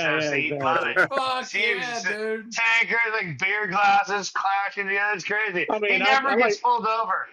I like Tankard. So good. I love Tankard too. I'm a huge As soon as I requested him to play Tankard, Tankard! I was like, dude, JOABA's my fucking dude, man. He is. He's jamming out and every time I all the time request too. it, I'm like, I don't even care. I'm just like, play Tankard. He just fucking plays whatever. It don't even. I don't even request the song. I just go play Tankard. He does it. You know what I mean? Guy does it. Hey, he does it. Right. Hey, I'm gonna go, but I gotta say, hey, much love to you, my brother. Yes. I'm gonna get out of here too because I want to go drink one more and then get the fuck to bed. I think we're drinking. Let you guys finish off. It's Warhammer. Before I go, now everybody knows why Toasty's been so quiet every other show. He was waiting to fucking explode on this fucking show. Yeah, dude. Hey, I apologize. No. Shut up. You know what I mean? Usually I'm just keep it up. I mean, stuff and, just hang out. But tonight, dude, I was like, listen, it's fucking on. Yeah, sometimes you got to tell Shred, hey, dude, shut the fuck up. Let me talk. Shut the fuck up, man. I'm with it. I accept it, by the way. Hey, Fran, you rule, dude. Later, y'all. Later. Take her easy. Take care, you man. rule, dude. See you, Fred. Thank you for everything you do, Joe. Yeah, Joe. Revik, I just wanted to say that I enjoyed. Hold on, let's let Lee suck Revik's. I'm gonna do this like I fucking made the Guatemalan kid cry too, right? Shush. All right. Woo, that's an inside joke. Yeah, don't totally believe that story. Look, Revik, I fucking enjoyed your show. I think that it was a fucking great. That is the reason. Like I've told everyone, like you just got to see Revik live. I think that if you aren't getting it on the cassette or on the CD, come see it live. The thing is with grindcore is I don't particularly like it unless it's done really well and I like Terrorizer. But fucking EPD is like everyone in that band can fucking play, and that's unfortunate because it's like I want them to be. Yeah, I know it's like if they lost anyone in that band, the next guy in that band could step over to the instrument and play it. But fuck, they're amazing live. Yeah. As a live band, they fucking destroy. Yep. But yeah, I mean, it takes a little bit to top the modern red guys who fucking like. There's a dancing girl on stage. There's an 80-year-old fucking glory hole predator on the keyboardist. Like you really have to. You can't top that shit if you go into a show. So please, if you take nothing away from this, fucking come and just see this spectacle. Yeah. Yeah, I mean it's all about entertainment, but yeah, I mean the whole show was so fucking good though, man. It's just there was no way for me as a fan of music, there was not one band where I was like, oh, I'm fucking bored of this shit. I enjoyed every fucking set, and I mean the same thing we play. I just try to, you know, put on a fucking show, man, not just stand there like a fucking statue and just honestly just be me, because that shit I say up there, that's who I am. It's not like I'm just trying to say, okay, let's see what kind of scary shit I can say up there and be funny. You know, that's how it is. I can back this man up. I hung out with him for like fucking almost 2 days. It felt like, dude, really. And Revik is who this fucking guy is in the best fucking way. Like, dude, yeah, I've seen some of your videos, cool, Revik, and I want to go shoot some pew-pews with you. You know what I mean? I've seen your New Year's video, and I'm like, dude, I want to hang out. Toasty wants to sleep in your bed, Revik. Would you just let the boy sleep in your bed? Let the boy sleep in your bed. Hey, I'll be the big spoon. It don't matter to me. We ain't gonna tell people. He just wants to walk your dog. You know what I mean? Let him sleep in your bed and walk your dog. Yeah, the only way you get to do that is if you lick up some puke that is like a week's old, by the way. You gotta lick up some puke. Yeah. That's not, you gotta start, talk to a nocturnal penetrator, and then you can I've got some fucking stories about puking in bed. So. Music do you like? I like heavy metal. If you guys really want to know that story, we might have to go back to the Heaven and Hell segment. The fucking sinner segment. We'll get back there. We'll get back there. Live. We need to let Brother Lee go. Lee needs to go back to his enslavement job he has tomorrow, and the overlords and his whatever the. I need to go to work and not speak fucking Spanish so I can not fucking communicate with people. That's great. Hey, Brother Warhammer. No, I'm sleeping in my bed. Support that you showed me, man. I 100% appreciate it. You never want to hang out with me, you fucking turncoat. You fucking pick this guy, and then you pick the fucking pretty guy from fucking Ready to Strike. I didn't get any of this love from you. I fucking shouted out Foster's beer. No, you cocksucker. Revik, it's been a pleasure. I love that. I'll see you in a few fucking weeks, up in months, and Dead by Dog. We'll all be there. Maybe not this guy, but the rest of us will fucking be there. Yeah, I look forward to it, man. We had a good time. Yeah, and if you can get J-Dog to eat my ass in the fucking bathrooms, that would be appreciated. I don't want no. I'm sure we can get that set up. If you can get that, I feel like you've earned that. We're not that good. I do. Fuck. She wants to go to bed, man. She's fucking just dropping shit. She wants out. Fuck!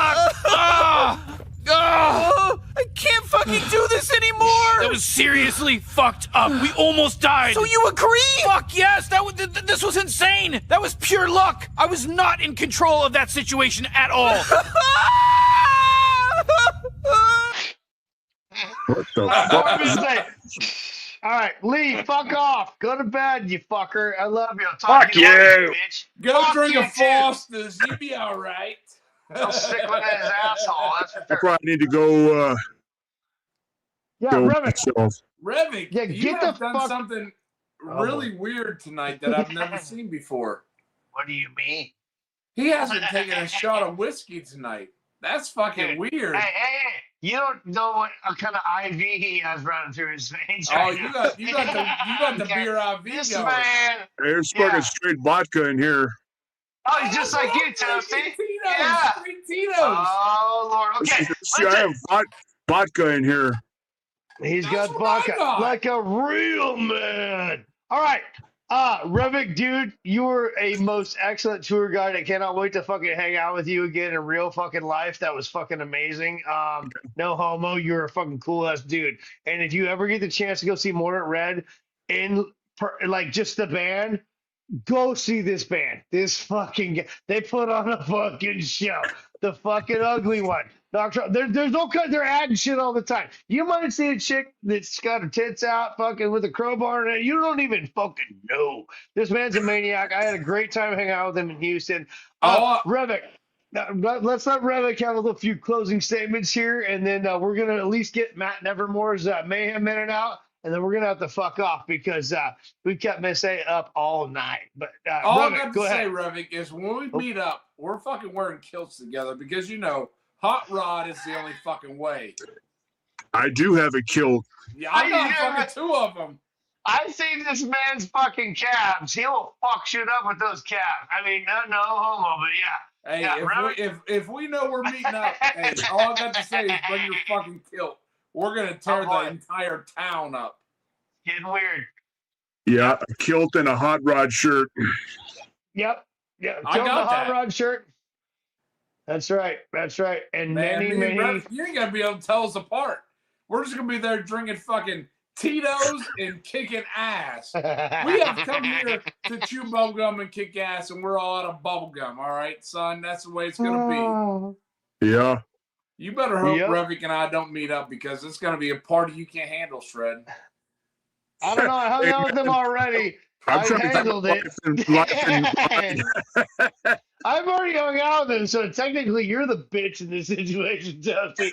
I survived. And you survived Revic. You haven't survived Revic and myself together. Okay, I don't want to go any shed with you two fuckers. Anyway, Revic, tell the people we're gonna be at, man. I know you're up to some shit. Fucking weren't red. Fucking just doing some shit. They're gonna be out doing some stuff. Just go check out this band. Go check out this fucking band on fucking Bandcamp, all the shit. Support this man and his band, Nocturnal Penetrator and the Ugly One. I've hung out with them all. They're really good people. You want them on your side. And if you don't, go fuck yourself.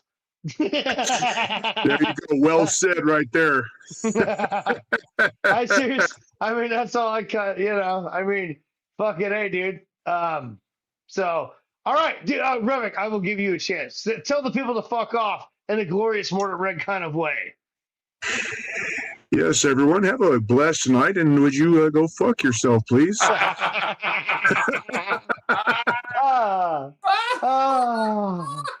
And that is your rule, dude. I will be texting you manana, my brother. You fucking rule. Thanks for coming on the show with us, Revic. You fucking rule. Yeah, and, dude. Revic, you're the fucking man, dude. Absolutely. Thanks for having me on, man. Go support Mortar Red, the band. Fraser's jealous. He's a bitch. Fraser, you are kind of a bitch, but you're the kind of a bitch I would protect. I would protect Fraser like I would protect my children. That's all I'm saying. Well, how would you protect me? I've seen what you have. Nobody needs to help you. I will help you. If anything happens, we are together. That's what I know. Hello, Laura. Love, what are you doing there, then? I'm burying my goldfish. Oh, dear, what a shame. Still, it's only a goldfish, I suppose, isn't it? But why are you digging such a big hole, you silly thing? Because it's inside your cat. Holy shit. All right, we've gone a long time. Miss A, if you want to play Matt Nevermore's Mayhem Minute, that'd be awesome. And I think we'll end the show right after that because we have gone nearly 3 hours and we still got this many people listening to us. That's how fucking great we are, Shred. You all fucking rule. Toasty, you rule. Everyone rules. We're going to keep the rest of this stuff for next week. But Matt Nevermore was kind enough. Matt's probably asleep. You're right. He's probably big asleep. Shout out, Matt, dude. Shout out, Matt Nevermore. That was a lot of fun, though. I mean, we had to do a proper recap. I mean, and I think we got it in. So maybe should we save it for next week, Miss A? Should we?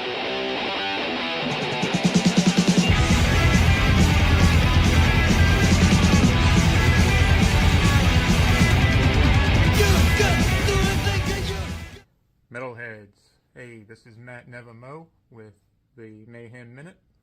And what I'm going to show you is something I grabbed in Houston from Sound Exchange when I was with the FOMORIANs last week. And that is Sinful Accession by the Russian death metal band Graveside. This album was released in 1993. The LP I'm holding was repressed by Nuclear War Now in 2024. And musically, it is early 90s death metal. So if you're a fan of like Deicide, Morbid Angel, Cannibal Corpse, this is right up your alley. There are some synths in it, which might be a turnoff for some people, but if you're a fan of, say, Scattered Remnants and you don't mind that, you'll definitely love this. LP came with an insert and a huge-ass poster of the artwork. And great album. 34 minutes, you're in, you're out. Doesn't overstay its welcome. Great songs. Highly recommend. Sinful Accession by Graveside. Eternal Hails.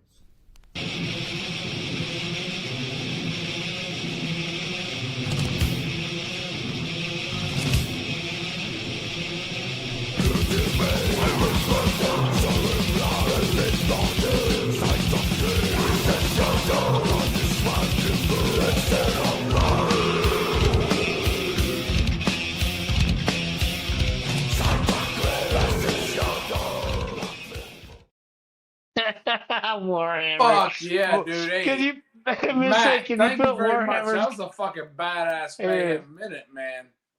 This guy right here, love this guy. Had such a good. Yeah, Matt is looking for a loving woman who is. Matt is seriously. JOABA, everyone here can attest to it. Matt Nevermore is one of the coolest dudes you'll ever meet, and he's just looking for a nice heavy metal woman. I remember we went. I'm with you, Matt. Yeah, all of you guys. I mean, you'll find. Listen, sometimes you don't need to find a metal chick. Just find a chick that'll put up with your metal. By the way, and that's usually going to work out for you better. It does work anyway. out all right. That's how I roll. Anyways, Matt Nevermore, your rule. Thank you, Francisco. Thank you, fucking Kevin, from fucking Ready to Strike for coming on with us. Dude, that was fucking badass. If you guys don't check out Ready to Strike, I don't know what the fuck your issue is, because listen, I'm not going to promote garbage. I'm not going to promote bullshit. When I tell you to check something out, I mean, the GOAT abides. Check out Ready to Strike. The GOAT abides. Ready to Strike. GOAT abides. Ain't no devil. I mean, there's no question that, I mean, it might not be your jam or whatever, but check them out, because they are fucking doing whatever it needs to be done and doing it right. Yep. Check them out. Cat gave us a fucking interview from his snow plow. Fuck yeah, Jared. You know what I mean? He's probably plowing roads right fucking now. I guarantee you he's plowing roads right now. And again, all of you on the East Coast out there suffering from these sorts of heavy metal, yeah, Marty, Mary, Metalhead, that's right. Hey, Shred, I do have one last question from the Texas show that you went to. Yeah. Fuck yeah, so, dude. Go ahead. So if anybody was going to Texas, they'd never been before. I've never been to Texas before. If you're going to Texas and you've never been before, what is the best place to grab a bite to eat? Holy shit. I mean, I had, okay. Oh man. Well, okay. So Truth Barbecue was awesome. So go to Truth Barbecue. But there's also another barbecue place that I heard about that was awesome. I actually ate at Waffle House for the first time, and I heard that was shit. I've never eaten at a Waffle House, and they're all around me. Okay, I will tell you this. Courtesy of Mordant Red's Tours from Hell, if you're in the Houston area and you want to take your lady or your significant other, whoever it is, to a nice place to have a brunch, breakfast, or early dinner, go to the Empire Cafe. The Empire Cafe in Houston is not only a great location, huge, served us well, had a really good lunch, brunch there, killer mimosas, a lot of cool drinks there, really good food. It happens to be in an area of Houston where like the original Sound Exchange was, and there's like a cool guitar place, and you're not too far from there is where we ended up at that Cactus Records place, all that, and the Stag and all that shit. So yeah, the Empire Cafe. I would say if above and beyond going to Truth Barbecue, go to the Empire Cafe. That's probably a deeper cut, if you will, if you're fucking looking for something like that in Houston. Okay, and just a fun fact, if I'm saying things about Houston, I found out while I was at the 1810 Ogeman, hello, that my uncle Paul, step uncle, Paul Gravy, shout out Paul Gravy, only lived like 4 or 5 blocks away from the 1810 Ogeman. So if we ever go there again, Uncle Paul, you got to come out to the heavy metal market and hang out with us for the show. Barbacoa, hell yeah. Shout out to my bestie, brother Paul, in the chat. But yeah, that's where I'm at, brother Toasty. So we got to hear the Metal Minute. We're gonna do all the rest of the stuff next week. What do you say, brother? I think we got to end this show. We've been dude. Hey, we've almost 3 hours. gone for 3 hours, and we still got 30 people watching, dude. I I'm know. telling you, it doesn't matter who we have as a guest because that's how fucking great we are, Shred. My brother Shreddy. Dude, we're just that entertaining. But hey, I want to say I fucking thank each and every single one of you guys in the chat because if it wasn't for you guys, we wouldn't be doing this. And I can't speak for Shred or Miss A or Warhammer. You can. I really fucking enjoy doing this. Like when it comes to Sundays, like last Sunday, I was like, this is a fucking bummer. Even though we had a great Toasted Radio segment, but at the same time, I was like, well, I miss my buddy Shred. You know what I mean? But at the same time, we wouldn't do this without you guys. So for all the support you guys show us, it is fucking amazing. You know what I mean? We got Danny the Birdman. We got Zach Attack in the house. We got fucking Megan here, which I need to get a hold of. Torso heaping booze. Yeah. And we've talked, and I've talked to you about getting a hold of Megan. And we've also had fucking Megan will be on again soon, so will Paul. Dave was even in the house, dude. That's fucking badass. Ghoulish Dave? I thought I saw Ghoulish Dave in there. Fuck yeah, Dave, you rule, dude. And I just greatly appreciate the hell out of each and every single one of you guys showing up every Sunday just to watch us have a fucking good time and drink some beer. Like, you guys are phenomenal. And, you know, stay toasted is all I got to say, you know. Stay toasted from my brother, my co-host, my brother with the co-hostess, mostest. I love you, Brother Toasty. I am happy to be back this week with you as well. We did miss each and every one of you, and thank each and every one of you for coming out every week and supporting this show. And we cannot wait to come at you with another new show next week. Thank you guys for sticking around this week for this extra long episode. That we got to have a couple more cool things going on. We still have the Follies and Dumb Ways Design and all that stuff that's gonna come next week. So stay tuned. Listen, Shred. Did you read my heavy metal brother Bruce's? What did Bruce say? Where's Bruce? Where is special thanks to Toasty? Oh, well, I didn't know. I was on hey, Bruce, I was on an airplane and coming home. And it's fucking thank you, Toasty. Fuck you. I don't know. Do I have to thank everybody? Listen, Bruce, why don't you fucking thank him? You were there. No, but what I really want to say is a fucking huge shout out. So I do my regular Saturday night shows. And you guys were off partying, watching bands, doing whatever you guys were doing. Yeah, we had fun. Don't be jealous. Listen, Threadbeard, Warhammer, and Miss A, all three of them both checked in on my fucking Saturday night show, dude. That meant the entire fucking world to me. Because, listen, you guys are out there partying, having a good time, watching fucking Insecticide, you know. Fuck you, bud, but Insecticide. You know what I mean? I live streamed that on the FOMORIAN. Look at her. Look at Miss A jamming out with those teeny hands. And all three of them tuned into my show that I do Saturday nights. And you know, Warhammer, Miss A, and Shredbeard, that means more than you guys will ever know. You know what I mean? We appreciate you, dude. We love doing the show with you as well, man. And thank you, each and every one of you chatters. And that was Warhammer's idea. He goes, hey, man, Toasty's on. And we all got on our phones and went, hey! And then, like, you know, we had to move on because we had the show going on tonight. But we support. That's what this is all about. Support your fellow metalheads. You know what I mean?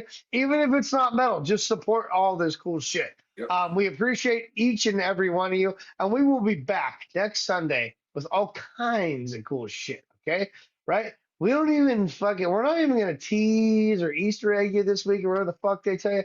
Next week is just going to be. Just show up and you will be surprised. Yeah, we got the mandatory Metal and Mayhem Sunday. It'll be what, episode 19 next week. Woo! All right, metalheads. Thank you. Special shout out to Misanthropy out there pulling all the levers, pushing all the buttons, running FOMORIAN Productions, running Ballard Records, helping us all behind the scenes and doing all that special shit. She ran 3 booths at the heavy metal market. Well, at the heavy metal market and inside all weekend long. So shout out Miss Anthropy. She fucking rules. And thank you for all you new channel members. I appreciate you all. And thank you all, chat. All right, Miss A, should we play ourselves out? Because I'm just going to keep blah, blah, blah, blah, blah, blah, I can keep blah, going blah. forever, man. There she is. There she is. There she is, right there, running the booth. Right Who's next the to her is hottie in the hat? Look at that is Miss Anthony, isn't she a babe? Yeah, there's her and her and Warhammer, and that's Andy Jones in front of the slot machine. Warhammer. We Brother ain't looking at Slam the right there. Uggs. We're looking at the hotties right now. All of you rule, and yes, come out next year if there is an Unfest Part 3, which it sounds like there might be. We all look forward to seeing you guys out there and all the metal events you can go to. Share your pictures, share your photos, share them with us, share them with your friends. Put it out there. Spread the metal. Oh by my the God! way, Make sure you guys get some Deadly Grounds coffee. go check them out. Discount code 666 over there. I'm not gonna lie, dude. That Deadly Grounds coffee mug that they sell, get it, because it'll keep whatever drink you got warm or cold for hours. Make sure you check it out. Deadly Grounds, baby. Yeah, absolutely. Deadly Grounds. I'm going to form a Toasted Goat shop. Oh right my there. God! Check them out. There was a goat there. That was a beautiful screen. There was a goat there. All right, Bruce, Booze, Jared, all you people in the chat. We love you. We'll see you next week. Yeah. And we'll see you next time. Miss A, play us out, please, young lady. You fucking Thank rule. you, everybody. You guys are awesome.